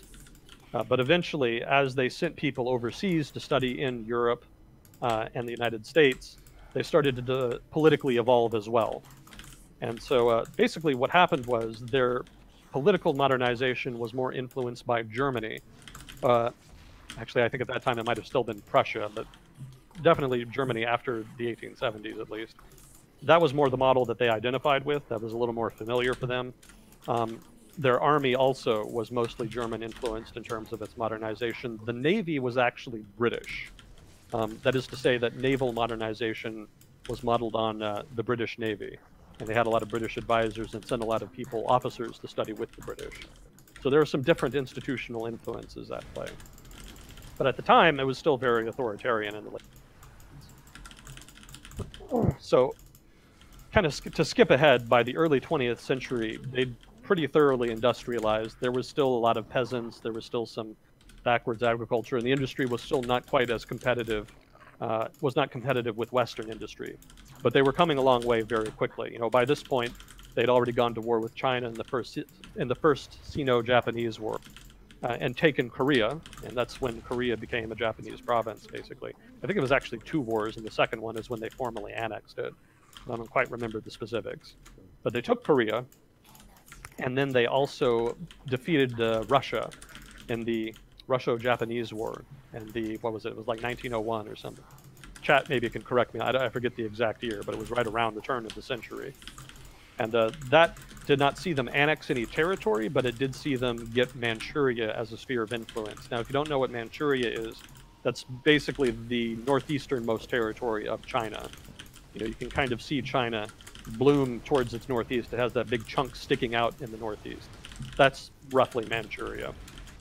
So that became a Japanese sphere of influence, where before it had been very much a Russian sphere of influence. You know, the Russians had built rails through that area and dominated it economically. In fact, the largest city in Manchuria at the time, Harbin, was actually largely a Russian city at that time. It had lots of Russians, Russian signage, you know, Russian culture, etc., because of all the Russian influence. And that started to change after the Japanese won the war, and they moved in, and they started to dominate the economy, own the railroad, etc. But they did not formally annex it. It was just more their sphere of influence at that point. But that was an example of how far Japanese modernization had come, that they were able to defeat not only China, but what was seen as a relatively modern, anyway, European empire, that being Tsarist Russia. And that was kind of their coming out moment as a major strategic power in the region. That was also around the time of the Boxer Rebellion, in which there was a large rebellion in China that was kind of sort of supported implicitly by the Chinese government. And the rebellion did not target the Chinese government, but rather European influence in China. So they killed missionaries, European citizens, you know, including some Americans, basically people of European descent. It was more of kind of a racial thing, since they didn't really see Europeans as being distinctive people of distinctive cultures. They saw them more just being as generically European. You know, I think it was relatively late, and I think it took a long time for Chinese to realize that Europeans did not have a single king. That was something I read not long ago, that initially after first contact with Europeans, I want to say like in the 1500s or so, it wasn't technically first contact, but basically the initiation of prolonged contact between China and Europe. That period would see a long period of time before the Chinese figured out that these were actually different people from different kingdoms and not a single unified European empire. Because that was more their framing. You know, in China, if you have a civilization, you have one king. So nominally, it took a while for them to see that. But anyway, sorry, that was a tangent. But anyway, the point is the Boxer Rebellion targeted Europeans and people of European descent, but it also targeted Japanese, because Japanese by that point were also considered a major imperial power. And so in the siege of the legations in Beijing, which is to say the embassies in Beijing, which were placed under siege by the rebels, the Japanese were among them, and Japanese actually fought with the unified army that was deployed to try to liberate those embassies in Beijing, to lift the siege. So that's an example of the rising status of Japan in that period. So to skip ahead further, Japan fought on the side of the Allies in World War I. They didn't do a whole lot. They mostly basically took German colonies around the Asia-Pacific region and in China itself. I guess those aren't German colonies in China, but rather concessions, as they were called at the time. Regardless, the Japanese ended up with them. And that's how they got, I believe, what is now Micronesia. You know, a big swath of the Central Pacific island chains were acquired by Japan at this time because they had been German and were seized by Japan in World War I and were granted, I believe, as a I think as a mandate. I think technically it was the League of Nations mandate at the time. I don't know that they actually fully annexed them. Somebody maybe could correct me on that. I don't quite remember. But they were definitely owned by the Japanese, and they built a very large naval base on an island called Truk, I believe. It's a Truk. And that was an atoll, rather. It was an atoll in the Caroline Islands chain, just right in the Central Pacific. And that became the locus for the Japanese Navy in the Central Pacific region. And that'll be important later. We'll kind of touch on that in a little bit. So, let me jog my memory real quick here. So after World War I, and I'm kind of skipping over the U.S. Maybe I shouldn't. So that was Japan after World War I. Roughly, they had expanded their sphere of influence into the Central Pacific, and they had by that point they had their sphere of influence in China. They were a major imperial power, and they were becoming a concern. Because their navy was sufficiently powerful to probably challenge colonial garrisons in the region, specifically colonial navies, and perhaps even the Japanese army could come in if the navy was able to secure them a landing and seize those colonies. So there was some concern, there was growing concern by European powers, and Britain dealt with that by actually entering an alliance with Japan. I almost forgot this. So I told you before that the Japanese Navy was modernized along British lines with British cooperation. Part of that was an outright strategic alliance with Britain that was actually signed, I think, in the late 1800s as well. So that's also relevant here. That's part of the reason that the Japanese entered World War I on the Allied side. They already had a standing alliance with the British. So that's going to be relevant a little later. I want to make sure to point that out real quick. That was how the British dealt with that Japanese threat in the East Asia region, because East Asia is very far away, and the colonial garrisons were not particularly strong. You can't really have colonial garrisons all over the world and be strong everywhere. So having a major threat like that on the far end of the planet was considered a very big strategic problem. So the British dealt with it with the alliance. The French just kind of depended on the British to kind of speak on their behalf, and I think the Russians kind of had an iffy sort of relationship, but I don't know that the Japanese at that point were really that concerned with Russian territory. Again, we'll get into that later. That'll come up later. So anyway, that's Japan after World War I. The United States, over the same time period from the mid-late 1800s to after World War I, had a kind of a similar story in a way. Its industrialization had already been going on in, maybe as early as the late 1700s. But it really kicked off during actually the American Civil War, which was 1861 to 1865, if I'm remembering correctly. And that's when industrialization of the U.S. economy really took off. And after that, it grew very rapidly. It very much became more and more of a developed economy after that, and less of an agrarian economy. So that process started in the 1860s and continued to advance and helped define the second industrial revolution, which was occurring at the time, kind of around the world. And the U.S. kind of became a big center of that as a result. So that takes you pretty much through the late 1800s. Otherwise, the U.S. was very, during that time period, it was not that interested in, big adventures overseas. There was an attempt to reestablish the Monroe Doctrine after the Civil War because certain European powers got a little ambitious. While the U.S. was busy dealing with the Confederacy and the Civil War, France actually kind of overthrew the government of Mexico and installed an emperor, which led to a war in Mexico. I don't know how many people... To interject real fast, the Monroe Doctrine is the United States way of saying, all right, we're in the Western Hemisphere, and political stuff that's happening in this Western Hemisphere is our business. So if you're in the Eastern Hemisphere, you do your Eastern Hemisphere stuff, leave us be. This is our place to influence stuff. Yeah, that was actually implemented just after Latin America basically got its independence from Spain. So there was a bunch of new independent republics after around 1820, 1821. And so the U.S. government kind of dipped in and said, all right, these are independent now. You can't really come back and try to take them back. These are our sister republics. And oh, by the way, this is our sphere of influence. So buzz off. So that was still in play, in the late 1800s. That was still the dominant perspective. And let me think. Yeah, so that was pretty much the principal U.S. foreign policy at the time, to make sure that European powers didn't do that. France tried to do that in Mexico during the American Civil War, and eventually the U.S. was kind of able to pressure them. I don't want to belittle the Mexican side. The Mexicans themselves did actually eject the French in battle, defeat them in battle, rather, I should say.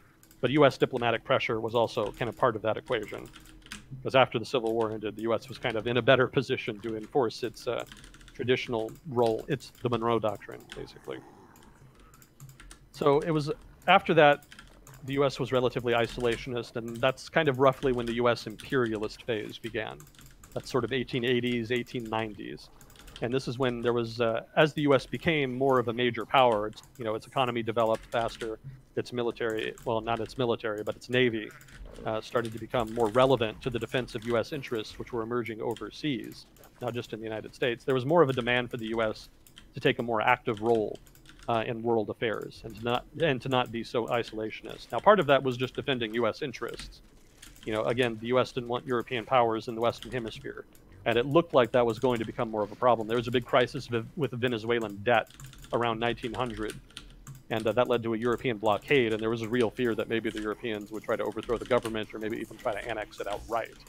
And so that led to the Monroe Doctrine basically being supercharged by what was called the Roosevelt Corollary. That was around 1901, which led to a lot more of an activist U.S. foreign policy in trying to intervene in and manage the affairs of Central America and the Caribbean especially, and to a lesser degree South America, but especially Central America and the Caribbean.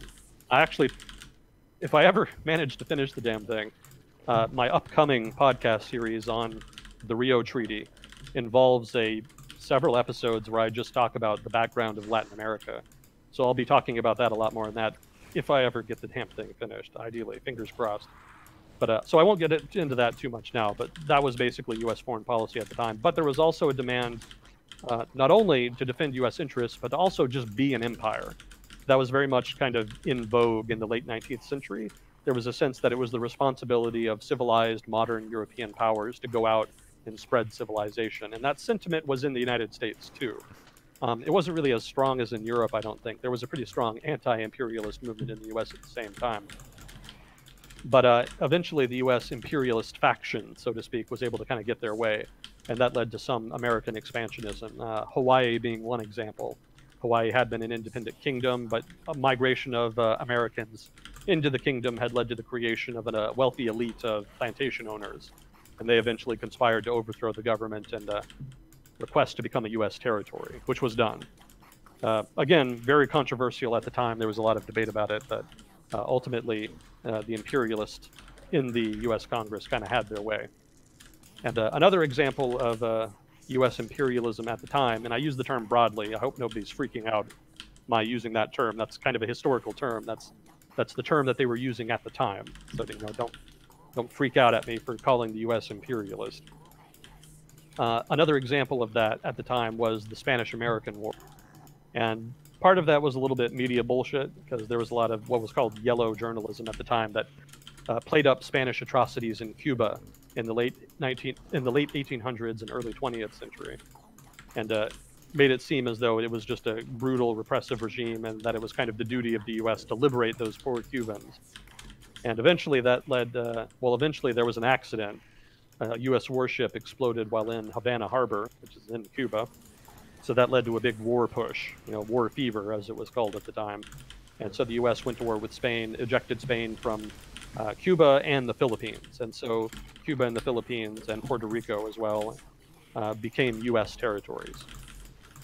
So that was all part of general U.S. expansionism at the time, a desire to kind of be one of the club, one of the imperial club. That started to wane a bit later on. Once you kind of get into World War I and the immediate aftermath, that sentiment for outright territorial expansion kind of waned. Partly because there wasn't really anywhere to expand to, but also partly because public sentiment was turning against it. World War I really itself, the U.S. involvement in World War I was itself sort of the pinnacle for the imperial interventionist movement in the U.S. A lot of people were dead set against the U.S. getting involved in World War I, but the interventionists ended up kind of carrying the day because of U-boat attack. Well, I guess they weren't called. Yeah, they were called U-boats at the time, I think. Submarine attacks on U.S. shipping, let's say, and then also the Zimmerman Note, in which it was revealed that the Germans were trying to conspire with the Mexican government, basically trying to push the Mexican government to go to war with the U.S. to try to keep the U.S. out of the war in Europe. There's some controversy about how involved the British were in kind of revealing that, some British involvement there. But as far as we know, the note itself was legitimate. So that kind of pushed the U.S. more towards war, and so it got involved in World War I. Then afterwards, there was very much a shift towards anti-war sentiment.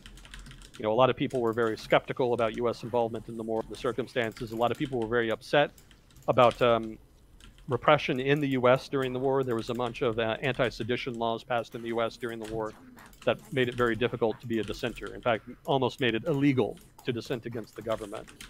And those laws were hugely controversial, and by the end of the war, people were pretty well tired of them. So all told, there was a push away from interventionism after World War I, and that, of course, famously manifested as the U.S. reluctance to get involved with the League of Nations. The U.S. helped create the League of Nations. It was meant to be a guarantor of global security, but Congress and public sentiment in the U.S. was dead set against it by that point. They did not want further interventionism. And so that was the end of it. And the U.S. would spend much of the next couple decades very isolationist, although still intervening in Latin America, but not really so much in Asia, Europe, etc. So that's roughly where the U.S. and Japan were after World War I. And this is where things really start to kind of pick up, where things start to change. And I hope I'm not boring too much. I know this is a lot of lead up just for the Pacific Theater, but you know, I think it is relevant context. And it's not context that a lot of documentaries pay too much attention to, so maybe it's new material for some people. So after World War I, one of the things that happened was, again, America becomes very isolationist. It's still pretty interventionist with regard to Central America and Caribbean, but beyond that, public sentiment is very much against it. But there is still concern with Japan.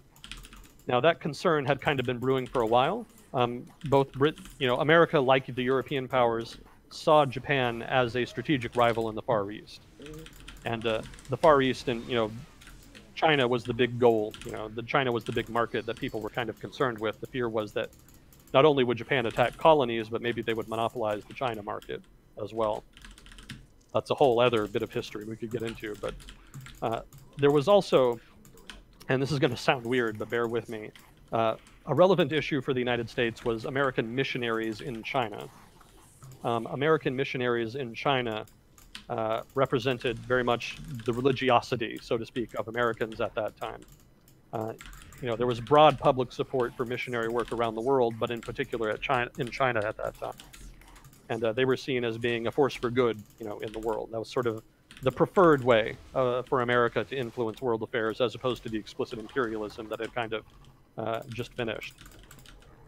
And so one of the effects of missionary work in China is that there was a growing public affinity for China amongst the American electorate. And this is different than the interest that American economic actors have. Obviously, merchants and traders were mostly just interested in having access to the market. But amongst the broader public, there came to be more of an interest stemming from that missionary work. And so there came to be sympathy for China on account of that, because they saw China as a emerging nation, kind of quote unquote emerging from darkness, so to speak, that was Christianizing and modernizing, but that was being kept down by predatory European powers. Keep in mind, there was strong anti-imperialist sentiment in the U.S., not just to the sort of generic imperialism that had just finished, but also with European empires in particular. Keep in mind, lots of migrants from Ireland had come to the United States over the previous 50 years, and the Irish, in general, pretty much hated the British Empire.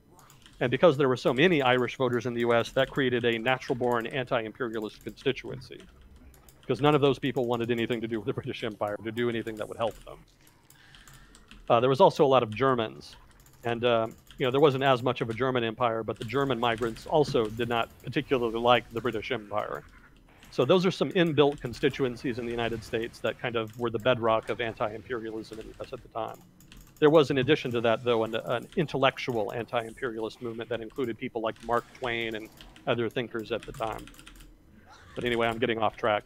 The point is there was public sympathy for China, and people in the United States felt a little bit betrayed, kind of on behalf of China after World War One, when the victorious European powers in World War One did not give China more independence. Basically, it was technically independent, but they had forced China to give lots of concessions that violated its sovereignty. And there was some hope on the part of many people in America that those concessions would be wound down or ended after World War I, and that very explicitly did not happen. And in fact, Japan in particular expanded its presence and influence in China. And so that created some anti-Japanese sentiment in the States, including among elites. And so those elites, in turn, combined with that general sense of Japan as a threat to China, one, for which there was some public sympathy, but also to China as a strategic threat in the region, led the U.S. to push Britain. Okay, these factors are leading American leaders to push Britain to end its alliance with Japan. And the thinking was Japan would not stop being expansionist. They had been expansionist up to that point, and it was thought, okay, they're probably going to keep going.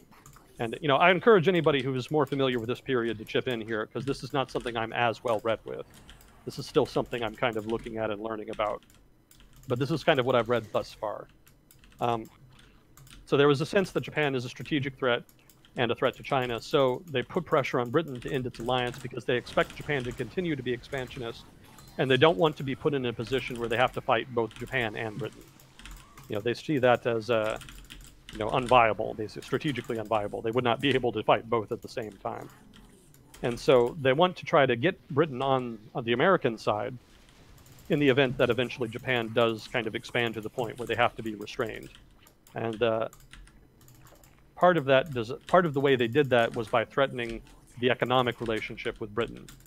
They basically told the British government, you can be Japan's ally and not have access to American markets, or you can be America's ally and you can have access to America's markets. And at the time, America was the bigger, more important trade partner. Also, Britain was still technically responsible for the defense of Canada.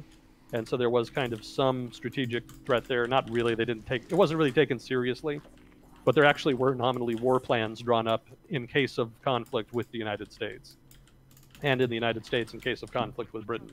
So it was not quite the tight alliance that exists now between the US and the UK. Technically, they were strategic rivals still at this point in history, and they were still a little bit wary of each other. They had gotten closer because of World War I, and obviously the UK, again, had strong economic ties with the United States. But the alliance was not assumed like it is now. Now you hear a lot of talk about the special relationship. Not so much then. So ultimately, Britain does break its alliance with Japan as a result, in part, of American pressure. And on the one hand, that created nominally more security in the region, since it became apparent that if Japan did become too expansionist, there would be an inbuilt Anglo-American alliance there to kind of push back on them. And the Japanese didn't really like that very much, but at the time, Japan, it was not as much of an issue as it would become later. Initially the thinking was, okay, Japan was still not a major, it was still a significant power, but it was not a major power that was looking at violently expanding across the China and East Asia. At this point in time, it was more opportunistic expansion that had defined Japanese expansion. So going into the 1920s, the focus was not militarism and expansionism. The focus was more on liberalism and economic expansion and economic development. And the 1920s for Japan was actually a pretty decent period. Most parts of the world in the 1920s were pretty bad. Europe was going through an economic malaise, a post-war economic malaise. They were dealing with crushing debts. A lot of Eastern Europe and Russia was going through wars and civil wars. China itself was not in great shape. This is roughly when the warlords period started up in China, which kind of undermined the new Republican government and created a de facto perpetual state of civil war that would be ongoing for much of the 1920s. And, obviously there's Latin America and Africa too, but those were the big ones that you need to focus on here, Europe and China. Not in great shape. But the United States did really well, and also Japan. Japan's economy grew pretty rapidly, and politics was actually relatively liberal in Japan at this time. They actually had a nominal democracy. Not everybody could vote, there was problems, but technically it was democratic. And they had a particular name for it that actually slips my mind. I can't quite remember off the top of my head, but this period of history has its own label in Japan, and that refers to the fact that it was relatively liberal and democratic.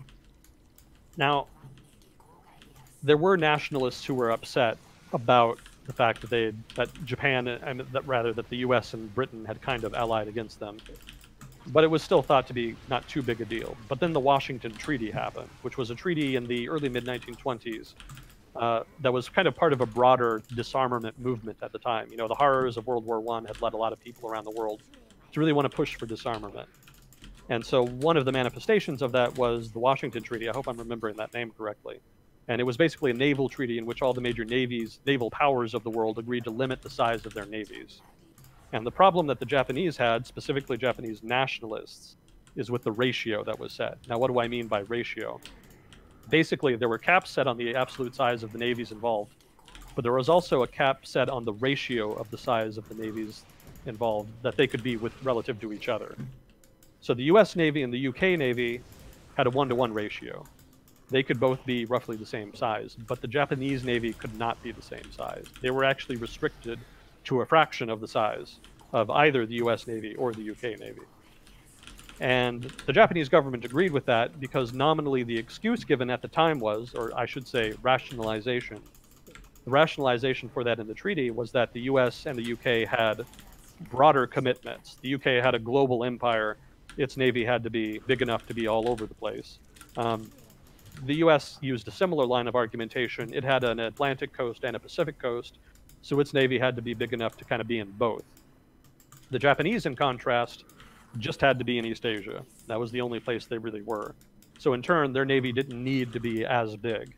You know, if their navy was allowed to be as big as the US or the UK Navy, they would be able to concentrate their entire navy right there in East Asia against what would in effect be a fraction of the US or UK Navy. Because again, they would have to dilute their forces into different regions in a way that the Japanese didn't. Now, nominally, that's not a bad rationalization in the grand scheme of things. And again, the point of the treaty was disarmament. You know, the point was to kind of trend everybody towards de-escalating tensions and reducing the size of their militaries. But for militarists and nationalists in Japan, that was considered a big insult. That was considered a de facto admission of Japanese inferiority. That's how they interpreted it. You know, of course, they interpreted it in the most negative, controversial way possible. But at the time, they weren't really powerful enough to do much. But they did start getting support around this time, and it was partly because of that treaty. Now, something else to keep in mind at this time was the emergence over the previous half-century of an ideology that you could roughly call Pan-Asianism. Now, what is Pan-Asianism? It's pretty much exactly what it sounds like. There was a sense amongst disparate colonized Asian peoples, as well as non-colonized people like Japanese and Chinese, that the European powers were interlopers, and that Asia should be for the Asians. And as you can imagine, this is a very nationalist perspective. So nationalists around Asia started to coalesce around this notion that there should be a kind of, maybe not necessarily unified, but nominally coordinated effort by independence movements and nationalist movements in Asia to overthrow the yoke of European imperialism and seize independence. So this was the crux of Pan-Asianism. And it was actually partly centered in Japan. There was a sense in Japan that they should be the natural hegemon in the region, and that all of these different parts of Asia that were occupied should be liberated. Now, obviously, there were some differences. The Japanese saw themselves as kind of a new colonizer. They wanted to be the new natural imperial force in the region. Whereas a lot of the colonized people and their branches of the movement, if you could call it that, were more focused on legitimate independence, full and legitimate independence from their colonizers. You know, they didn't want to be colonized by Japan, is what I'm saying. But those were kind of minor details at the time. It really didn't look like European empires were going to leave anytime soon. So Pan-Asianism as a nominal ideology kind of got tied in with Japanese nationalism. Japanese nationalists not only wanted Japan to be a major power and to expand, they justified it in terms of Pan-Asianism as part of that desire to restore the dignity and independence of Asian peoples around the region. And interestingly, a lot of Chinese nationalists at this time actually went to Japan in order to study sciences, politics, what have you, basically, as part of a modernization effort in China. And so, somewhat ironically, given later events, the Pan-Asianist movement in Japan ended up kind of tying into the emergence of Chinese nationalism and the Chinese equivalent of Pan-Asianism, branch of Pan-Asianism, if you like. So at that time, Japan actually was not quite idolized, but a lot of Asian peoples around the region looked up to Japan as a successful example of what a strong, independent Asian nation could be. And so, on that count, a lot of Asian nationalists kind of looked to Japan as a model to be emulated. So that's a rough summary of Japan in the 1920s.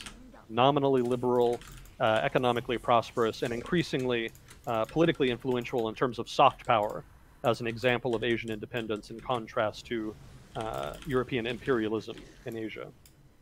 Now, the US, in contrast, became just increasingly insular. The isolationism was very much the order of the day.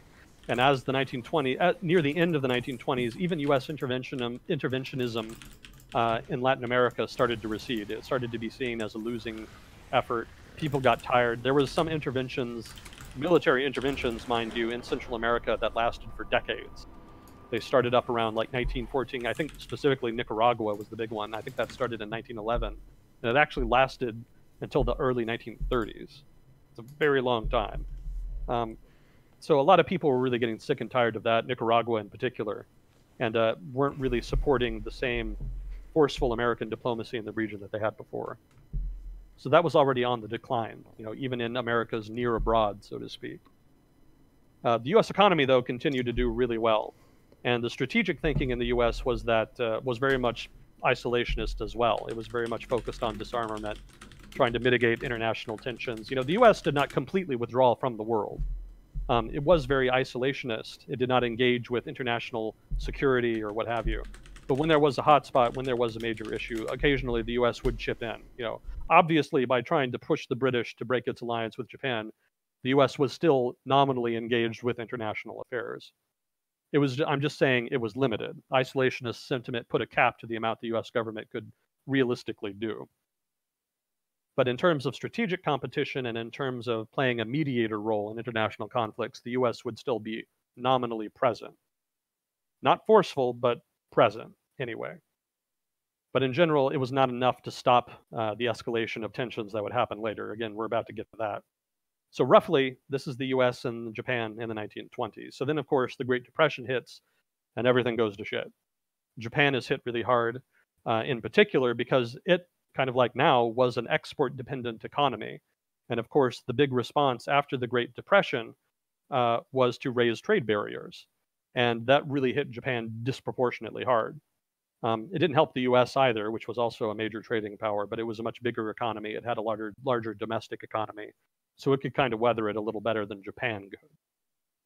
So at this point, something that I want to quickly outline is the rough structure of Japan's government, because that's relevant to here.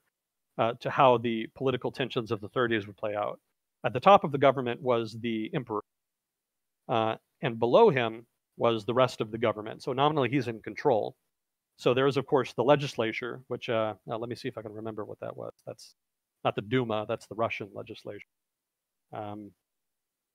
Yeah, I'm blanking out. The Japanese legislature had a specific name, and I can't quite conjure it. But the legislature was directly under the emperor. Now, there was also the Japanese military, but here's the thing about the Japanese military, it was not under the control of the legislature, right? There's the legislature, there's the administrative branch, that's off to one side, but the military was not under their control. The military was actually under the direct control of the emperor, technically. And what that means is that technically the military was a separate institution from the rest of the government. It was on a roughly equal institutional footing with the legislature and executive branch.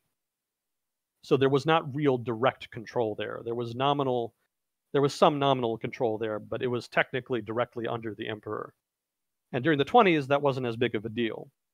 But in the 30s, it was. Because one of the things that happened as a result of the Great Depression is that liberal governance, and specifically economic elites that had dominated the liberal democratic politics, were discredited. And the alternative was ultra-nationalism. Not just nationalism, mind you, but ultra-nationalism. And this is where a lot of notions of Bushido code kind of enter into pop culture in Japan. Bushido is the sort of ancient medieval code of Japanese samurai. Maybe I shouldn't say ancient, but that's the old samurai code. But it actually kind of wasn't. The kind of Bushido code that was popularized during the ultranationalist period in the 30s was actually a romanticized version of actual Bushido code that was in place back in the day. In fact, from what I remember reading, samurai were not very popular in medieval Japan. They were kind of seen as corrupt and arrogant and assholes, and they generally didn't live up to the ideals of Bushido code of Bushido. And that actually reflects European experience. In Europe, we have notions of European knighthood, knights. No, they were so noble, upholding justice and righteousness wherever they went, indeed, yes. Yeah. There was a code of chivalry in Europe at that time that knights were expected to adhere to, but in practice, rarely did live up to. Well, a lot of them were basically mean people who were like bandits with weapons. Exactly. So the samurai experience kind of reflected that. But because politics and because of romanticized history, because of those factors, the Bushido code was resurrected as part of the ultranationalist vision for Japanese culture. And so it was kind of half resurrected, half created at the time. So whenever you see kind of references to honor or Bushido in Japanese anime today, keep in mind that was disproportionately influenced by Bushido code as conceptualized in this period. It's not really referencing the actual code as it was historically remembered and experienced at the time. So that's a little cultural legacy of the period that's lasted up till now. So that said, that's a little snapshot of ultranationalism at the time. As ultranationalists became more popular, they started winning the elections and gaining more and more power. And one of the things they did is to start basically just handing over authority to the military. Reverence of the military and deference to the military as the country's primary decision maker became one of the defining political characteristics of ultranationalist movements at this time. And the military used that to basically take control of Japan's foreign policy, which led to a weird circumstance where the Japanese government was not declaring wars on countries, but rather the Japanese military just starting wars with countries without asking. And there wasn't really a lot the government could do about it because, again, it was dominated by ultranationalists. And even if they hadn't been dominated by ultranationalists, technically the military rather, had the independent authority to do those things because they were not, again, technically under control of the civilian institutions of government. And keep in mind, again, this is mostly off the top of my head. And so this is kind of fuzzy memories. So I might be getting some of the details wrong. Hopefully somebody in chat can kind of correct me as but I think this is a pretty accurate portrayal, again, from what I'm remembering from my reading. Okay, so that said, that's ultranationalist Japan, the rise of ultranationalism. The correspondent with that, I mentioned the wars that the military started. What wars did they start? So the big one was Manchuria. That's 1931. There was some discussion about, where does Japan expand to? It needs export markets. It's been cut off from all of its traditional export markets because of increasing tariffs, because of the raising of tariffs around the world as a result of the Great Depression. Where does Japan get its export markets then? And also important, where does it get its inputs? Japan doesn't have a lot of natural resources. It's going to need them. Where does it get them? Keep in mind, part of increased tariffs was not just that it was harder to export goods to countries, it was also harder to import raw resources from places. And the reason for that was because of a kind of neo-mercantilism, I guess you could call it. A lot of European empires, which controlled, again, broad swaths of the world at the time, they actually tried to focus natural resources to the metropole. That is to say, they designed tariffs not only for their main country in Europe, but for their entire empire, so that raw resource producers in their colonies and territories around the world would have to sell their raw resources more cheaply to consumers in Europe. And on the one hand, that was done nominally, again, to reduce costs for manufacturers in Europe, so nominally help reduce the economic downturn, to mitigate the economic downturn of the Great Depression. It was also done Well, I mean, the other effect, again, was to make those raw resources more expensive for countries like Japan that were not in the empire to consume. So Japan was getting hit economically from both ends, both in terms of losing export markets and facing more expensive imports. And keep in mind also that industrialization was still ongoing. It was still pretty thoroughly industrialized by this point, but there was still a lot of rural people and peasants in Japan at this time. So there was a lot of support. There was a lot of support for very simplistic nationalistic solutions to these difficult kinds of problems. And so ultimately, the nationalists carried the day, and it was decided that the best way to solve these problems was to gain an empire. Japan needed an empire like its major rivals so that it could grow economically and not be subject to these negative economic forces that were holding it back. And of course, the big object was China. You know, everywhere else was already kind of occupied and had been taken over by various European powers. China was still nominally available. So in 1931, there was an incident staged on I want to say the Mukden Bridge. I might be getting that wrong. A Marco Polo Bridge, I think, is what it's called in the West. So there was an incident staged wherein the Chinese army ostensibly fired on some Japanese officers. It turned out to be pretty much a staged incident, or an instigated incident anyway. And the Japanese military used that as an excuse to launch an explicit invasion of Manchuria. And again, that's that northeastern territory up in northeastern China. Well, again, I should reiterate, the northeastern part of China. Let's be specific there.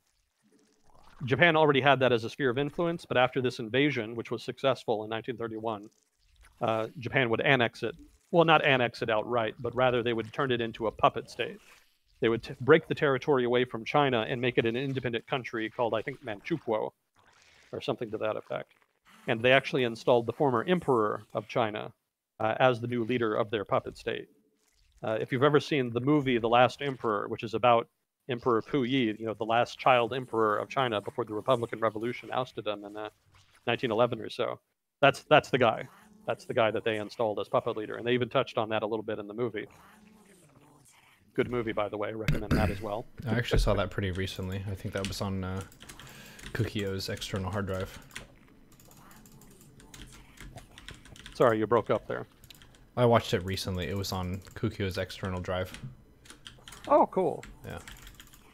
Yeah, you were asking about historical resources before. I guess a movie is not really a great resource, but as far as movies as resources, historical resources go, that's pretty decent. That's a pretty good representation. Very compelling movie. So highly recommended there. All right, so that's Manchukuo, the creation of the puppet state in northeastern China. And it was at that point that the League of Nations convened to try to condemn the Japanese action and generate support to take action against them. Japan responded to that by walking out of the League of Nations and leaving it. So that kind of dealt with that issue. The League of Nations continued to discuss it, because China was still a member, I believe, at the time. But ultimately, they were not able to agree on any substantive action to take in response. And this kind of marked the beginning of the end of the League of Nations as anything resembling a viable deterrent to aggression. This is really the point at which it really started to fail. It had already kind of been in question. It was never really vested with the power it needed or the international political support it needed to deter aggression. But at this point, it becomes very explicit that the League of Nations isn't going to be able to do much. So that's Manchukuo. That's the significance of Manchukuo.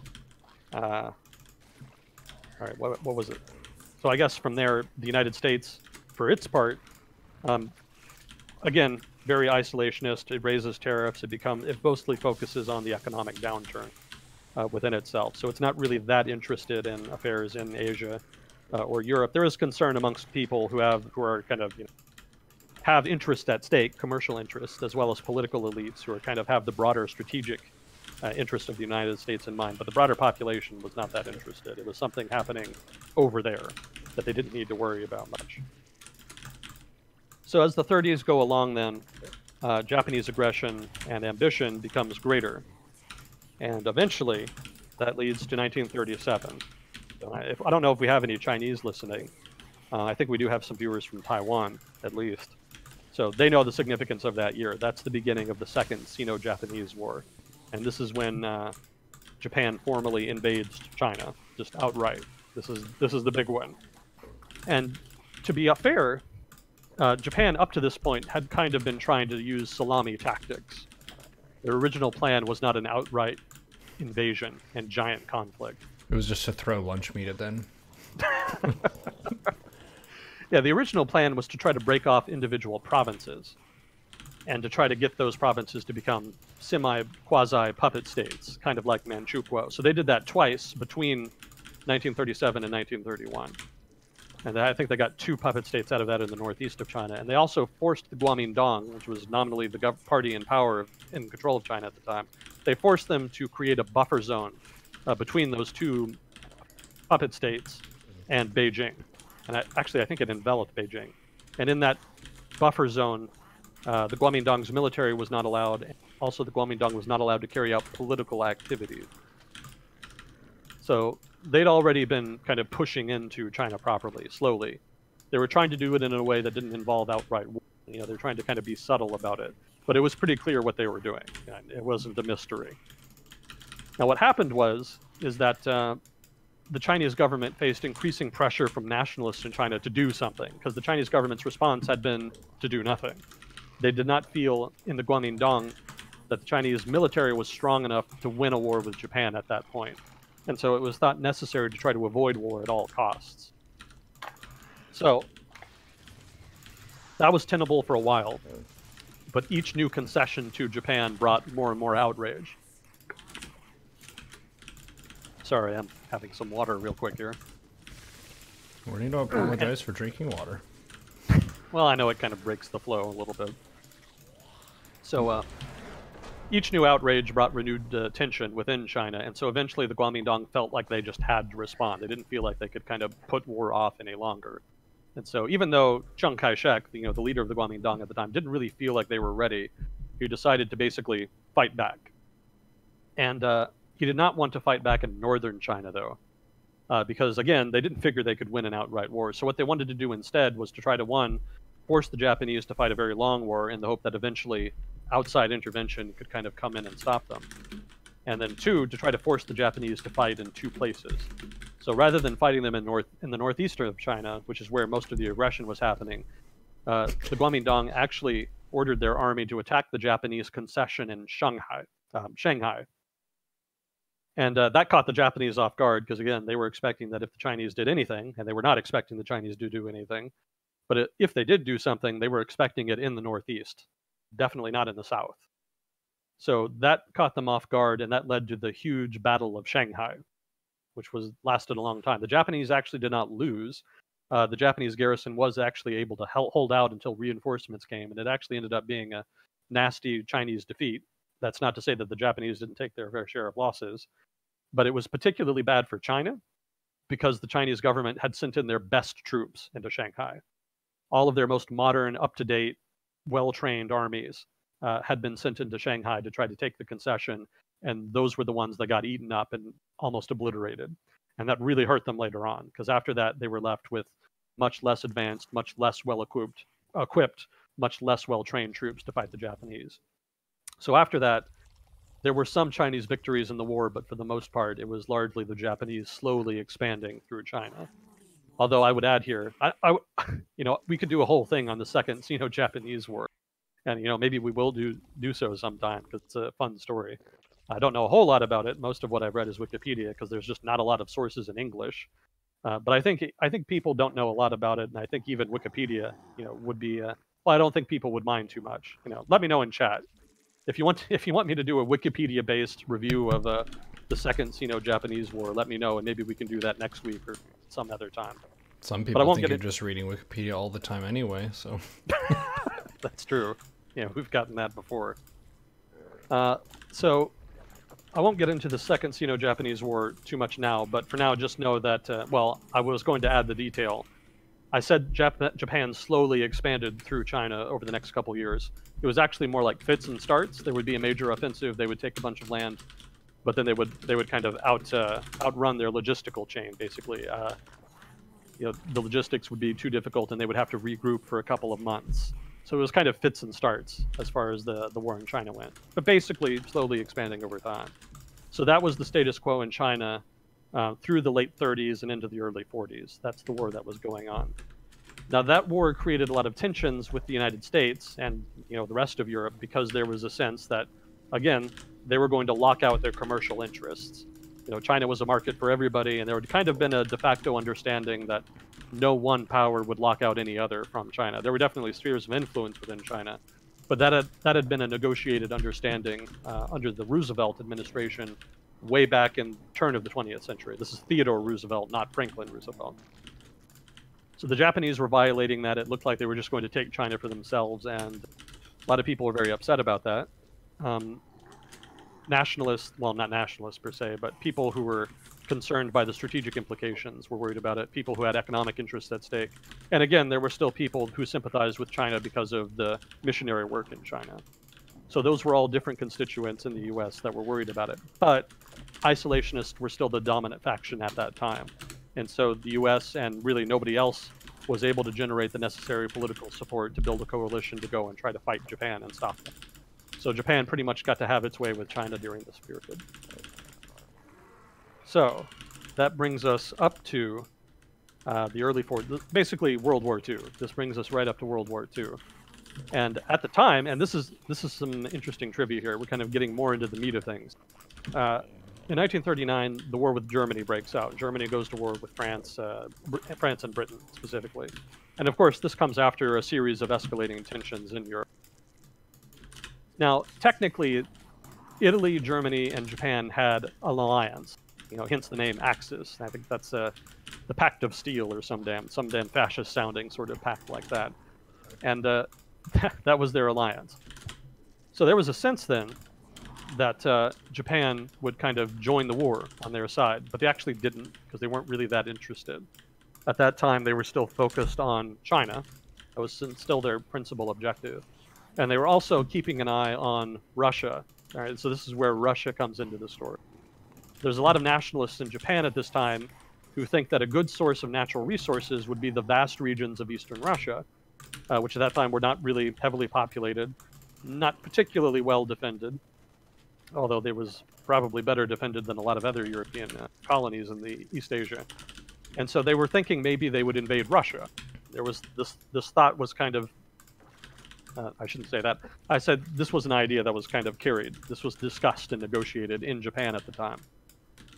And they decided to kind of test it out. Again, the Japanese military already has Manchuria. They're kind of fighting in China. So they decide to kind of feel out the border with Mongolia, because they want to see how strong the Russian response will be, to see if maybe the Russian army is weak enough for the Japanese military to attack them and get some territory in Siberia. So for a while, it looked like maybe Japan wouldn't declare war on the Allies, but maybe it would go to war with Russia. Although this wasn't well known at the time. This was kind of kept relatively hush-hush. I don't know how much these battles we're about to discuss were discussed covered in the media. So what happened was two border battles. There was one, I think, in the late 30s, and then there was one, I want to say, in like 1940, 41.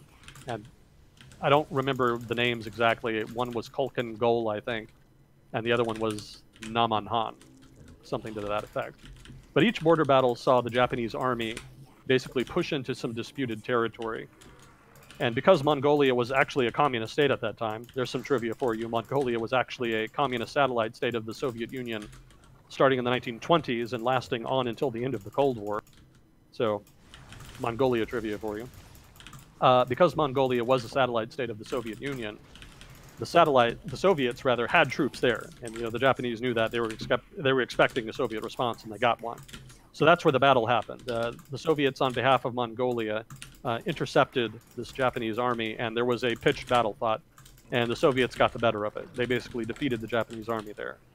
So the Japanese Imperial Army, I think it was called the Kuomintang Army at the time. That was sort of the Japanese colonial army in China. They got their nose bloodied at that first border battle. Later on, they tried it again, and it was the same result.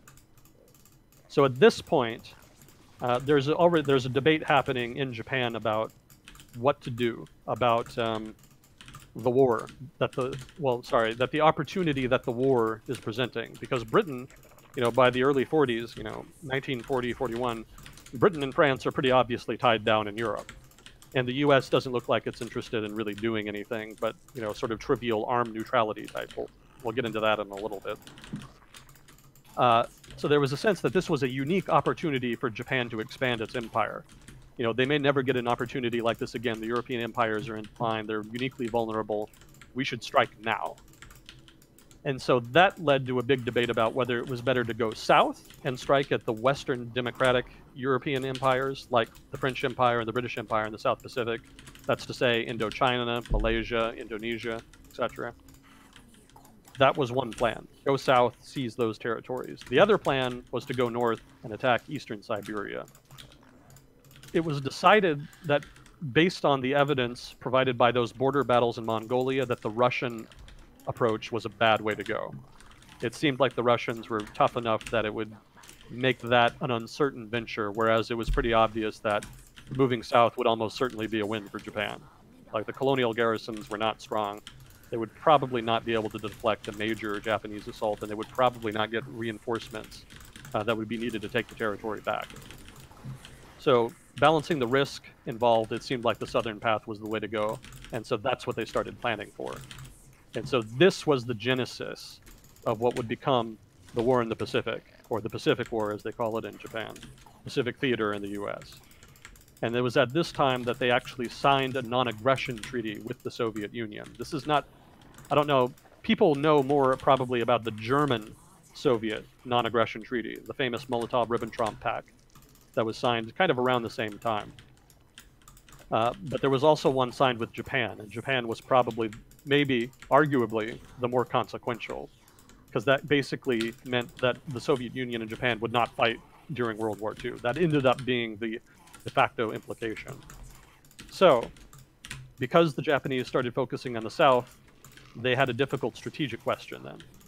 If we go south, the European powers are not going to be able to do anything about it. But what about the United States? Technically, at this time, the United States had been disarming, but it had been rebuilding its navy a bit as tensions had kind of deteriorated. Global security tensions basically had grown in the late 30s. So technically, the U.S. Navy was actually one of the most powerful in the world at that time. So that meant it was a problem for the Japanese Imperial Navy. So what do we do about it? If we attack south, will the United States intervene? And will we have to then deal with the U.S. Navy? If they don't do anything, then it's not a problem. And isolationist sentiment in the US kind of suggested that would be the case. But there was a sense in Japan that they would do it anyway. There was a full expectation that the United States would intervene if Japan attacked European colonies in East Asia. And that's why they planned Pearl Harbor. That was the rationalization behind it. They fully expected to have to fight the U.S. Navy anyway, regardless of political sentiment in the U.S. And so they thought it better than to try to fight them on their own terms. Basically, get a surprise attack in early and try to cripple them early. If you're going to have to fight them anyway, you might as well do it early and have that element of surprise. Now, some people say this is the biggest mistake the Japanese made in the war. This was the big fatal mistake because it gave the American government an excuse to jump into the war. Obviously, they had been looking for an excuse for war. I'll talk a little bit about that here in a minute. But that really gave them the out that they needed. And of course, Germany famously declared war like right after Pearl Harbor. So then that gave the US the excuse it needed to get involved in Europe too. It's a fair criticism. It really wasn't feasible for the Japanese to think that they could defeat the United States and the European colonial empires combined in a long drawn-out war. The material strength, the material superiority, the superiority in the numbers, I mean the economies, were just so much bigger that it just wasn't really feasible. But keep in mind the context of the time. You know, I mean, also I would add, it wasn't really a good bet given American politics being so isolationist at the time. But keep in mind the context at the time. It was a unique opportunity. You know, the global European traditional powers in the region were in decline and were uniquely vulnerable. The United States, it was assumed, again, would intervene regardless, and it may be that they didn't care as much about American politics because of their own nationalist viewpoint. The perspective in Japan, keep in mind, was rabidly nationalist, and their perspective was that democracy was bullshit and that America was governed by elites anyway, and that those elites would take America into war if it was in their interest, regardless of what the public felt about it. That's kind of a conspiratorial type of thinking, but that's pretty common amongst ultra-nationalists. So it may be that that's what colored them. Now, I want you to keep in mind that's more, what's the word I want? Speculation on my part. That's not my own reading. That's my own assessment of what I've read. But I haven't read anybody make that argument myself. I'm just trying to explain a potential reason why the Japanese would not have cared about isolationist sentiment. Because it seems that they didn't. It seems like they could have maybe just attacked the Europeans and the US would have had to stay out. But that wasn't really the framing of the Japanese perspective of Japanese militarists. They saw the world in very stark, competitive, imperialistic, elitist terms. And so that may in turn have colored their thinking engaging whether or not the US would declare war. So ultimately, that's why they attacked Pearl Harbor. They wanted to knock out the US Navy quick. Also keep in mind, the original plan with Japan, as with Germany in World War II, was that it was going to be a short war. They were not going to drag it out for years on end. Their plan was to win it in the first year or two, and then that would be it. And the thinking there, as far as knocking out the Europeans, again, Europe was busy with Germany. They're probably not going to have the resources to do anything. That's pretty safe. For the US, the thinking was that, and this goes back to isolationist sentiment, the thinking was that if the US Navy was badly enough crippled in Pearl Harbor, that there would not be enough then sentiment to go to the cost and effort of rebuilding the Navy and fighting a war for these far-flung Asian territories. That isolationist sentiment would basically just say, screw it, we don't need those colonies anyway, just let it go. That was the perspective. So, to get to the United States then in this corresponding period, by now FDR is president. So Roosevelt, of course, famously wanted to intervene in the world's deteriorating global security situation and could not because of isolationist sentiment. So, to get around that, he did a bunch of little tricky things. And this was basically the policy that constituted what was called armed neutrality. And the idea was that the United States would lean in as much as it could towards the Allies without actually becoming a combatant in the war. Now, on the one hand, this technically appeased the isolationists in the United States. They didn't like it. They very much saw it as bullshitting by the government, which in effect is what it was. But it also really displeased the Germans, whom did not really see it as being particularly impartial neutrality. They saw it as a kind of fake neutrality, and that's going to be relevant later. I'll talk a little bit about that in a minute. That's kind of interesting, too. But basically, the idea was that the United States would give Lend-Lease one. You know, it was a series of steps. It wasn't any one thing. There was a series of steps that involved giving loans to Britain and the Western Allies, Lend-Lease, nominally. There was a lending of destroyers in exchange for access to bases. That was a significant deal at the time as well. The destroyers were given to Britain rather, so that they could patrol their sea lanes as a defense against U-boats. So those are just some examples, roughly. It just seemed pretty. Also, there was the dispute about one of the things that the isolationist Congress passed was requiring foreign shipping to pick up their goods to pick up goods in the U.S. and then take them back to the U.S. instead of having U.S. flagged ships take them from the U.S. To combatants. That was something that was required for countries that were in war. I think you're trying to say combatants. Combatants, thank you. Yeah. So British and French shipping, whenever they, companies, whenever they had to order something, British and French shipping had to be the ones to pick that up so that U.S. shipping was not then put in danger of being hit by U-boats. That was something the isolationist Congress passed. Increasingly, FDR would get around that by sending U.S. destroyers on patrol with those ships to protect them in American waters. And later on, he declared a kind of zone outside of formal American territory in which those patrols would continue. So there was actually a kind of an escalating confrontation between U.S. ships that were escorting these nominally British and French flagged ships over to Europe and U-boats that were hunting them. Because the destroyers, if the U-boats attacked, would attack the U-boats. And so that created some obvious tension there, but with Germany, because you're basically fighting them. That's a pretty aggressive move. But technically, the U.S. was neutral. Technically, that was sort of the source of the problem. So that's what armed neutrality was. Now, that was mostly focused in the Atlantic, and people at the time thought that if the United States did end up going to war, it would be because of an incident wherein a U-boat attacked a U.S. destroyer. And it was thought that if the U.S. got involved in World War II, the Atlantic would be the vector by which it happened. So then nobody was really paying as much attention to Asia. So then what was going on in Asia?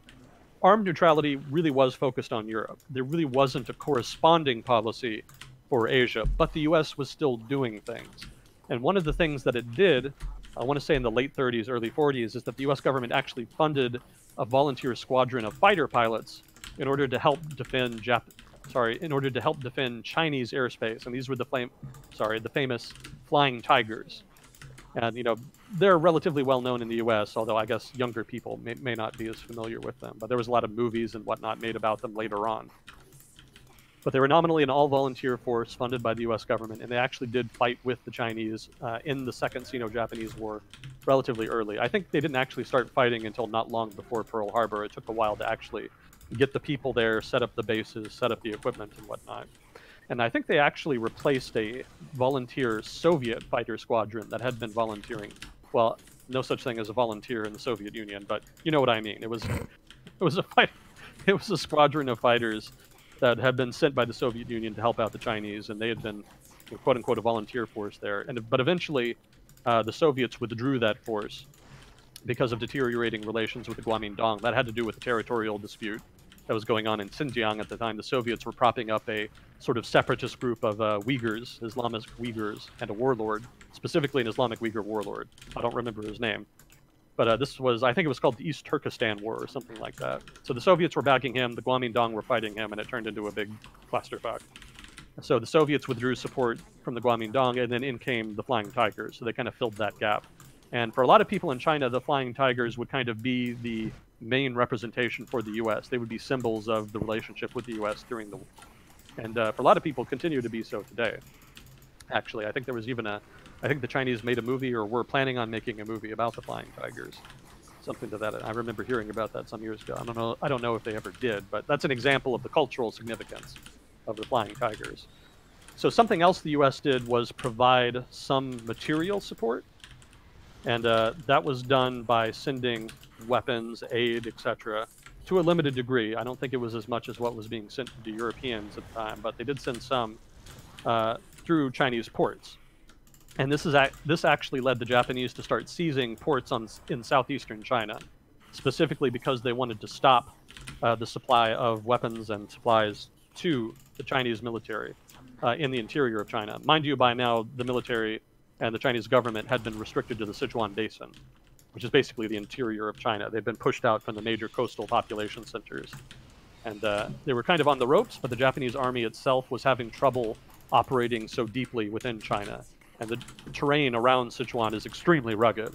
And so the Chinese army was able to win some upset victories that was able to stop the Japanese advance well in advance of Sichuan. So at that point, the war was kind of stagnating. Reaching a stalemate in China. You know, the Japanese kind of had the power, but they didn't have the logistics to project force so deeply in China, to say nothing of the fact that they were having to fight a very violent counterinsurgency campaign in occupied territory. China has a lot of people, I don't think I need to tell you, so you can imagine how difficult it would be for an occupying army to try to suppress them if they were more or less en masse trying to revolt, although there were actually also a lot of collaborators. That's a kind of a controversial thing in Chinese history. But that can be a subject for another time, though. But just know for now that the Chinese were on the ropes and kind of depended on, well, they didn't depend on supplies, but supplies from foreign powers were very useful.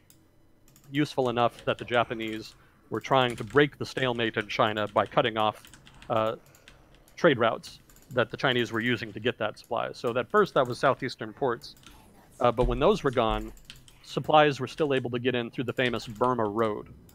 And so the Burma Road was a road, as the name implies, it was a road that was cut through northern Burma, through which supplies could be sent in through northern Burma into southwestern China and then on into the Sichuan Basin, again, where the Chinese government was. And that was a very perilous route, you know, that cut through some seriously rugged terrain.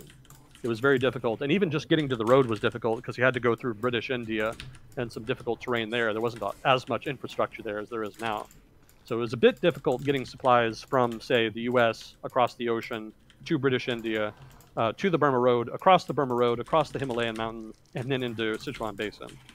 A very long, difficult road, but it was a road. It was the principal route after the southeastern ports were taken. And so that became a major lifeline for the Chinese at that point.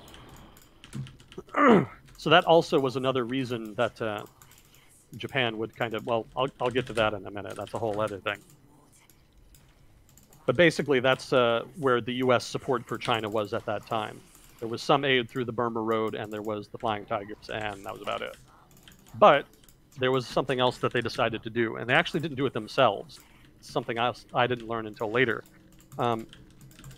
Japan needed to import a lot of oil for its economy and war machine. And so in order to do that, they needed to import a lot of oil from, I think, in particular, the Dutch East Indies and the United States. So the Roosevelt administration, seeing that vulnerability and wanting to try to help out China and pressure Japan into basically not invading China, successfully implemented a oil embargo on Japan on the condition that they stop their assault on China and enter into a peace negotiation. Now, again, this was not something the U.S. did alone. This is actually something the U.S. did in conjunction with the Dutch, as well as, I think, the British. Because I think the British had a major oil-producing territory in, what was it called? Brunei. The Sultanate of Brunei, technically. So all three, the U.S., the Dutch, and the British, all at the same time implemented an oil embargo, and that was crippling for the Japanese. Now, it didn't cripple them right away. They had enough oil reserves to continue fighting, I think, for another 6 months to a year. So that really put their backs up against a wall. They had already been nominally planning to push south and invade Europe, but it wasn't set in stone at that time. I'm sorry, not push south and invade Southeastern Asia. Sorry, not Europe. So they already kind of had those plans on the books, but this really forced the issue. Because at this point, they needed the oil, and if they were going to basically continue fighting in China, in particular, they would have to secure a new supply of oil. So the choice was either stop the war in China and negotiate to get the oil the economy needed with, the U.S., the Dutch, etc., or we take some oil-producing territory and get the oil that way. So at this point, the debate is settled. It has to be expansion into Southeast Asia, and the oil embargo pretty much guaranteed that. Now, some people say the oil embargo was designed to do that, that the oil embargo was designed to force the Japanese to give the U.S. an excuse to get into the war. That's highly debatable. Certainly the Roosevelt administration probably was kind of leaning in that direction. They were kind of being a little bit more confrontational than they might have been, but at the same time, U.S. interests were at stake. It's not as though the U.S. had no interest in the region, and an oil embargo technically is within the realm of armed neutrality. A neutral country does not owe you trade. It can cut you off. And the fact that they cut off a particularly vulnerable, important resource doesn't change that fact. So debatable whether or not it was whether it was an aggressive move by the U.S. to kind of force Japan into war, or whether it was a legitimate attempt to try to resolve differences in strategic interests. Regardless, it forced the issue, and Japan ultimately decided on war pretty much at that point. So that pretty much brings us up to 1941, finally. It's been a long road, but we've got there. Are we okay on time? How are we doing? Well, it's 11:30 now, so that was intro to Pacific Theater? Yeah. So we have the exposition. What do you think, chat? Do we like this? I think this is awesome. It doesn't involve as much interaction with the Q&A and stuff, but it allows us to tell more of a complete story, which I think is really fun. People say, love it, yes, like it, great, yes, yes, amazing, fantastic, I like. Okay, so it's pretty much unanimous. Oh, so cool. I can just put this in the description for the episode. So Agent Smith episode 50, maybe even in the title, where we'll say Pacific Theater Part 1. I do this with some other series that just organically happen with my games. Like, I have a series of where I play against Bioterrans, and I just number them. So, oh, cool.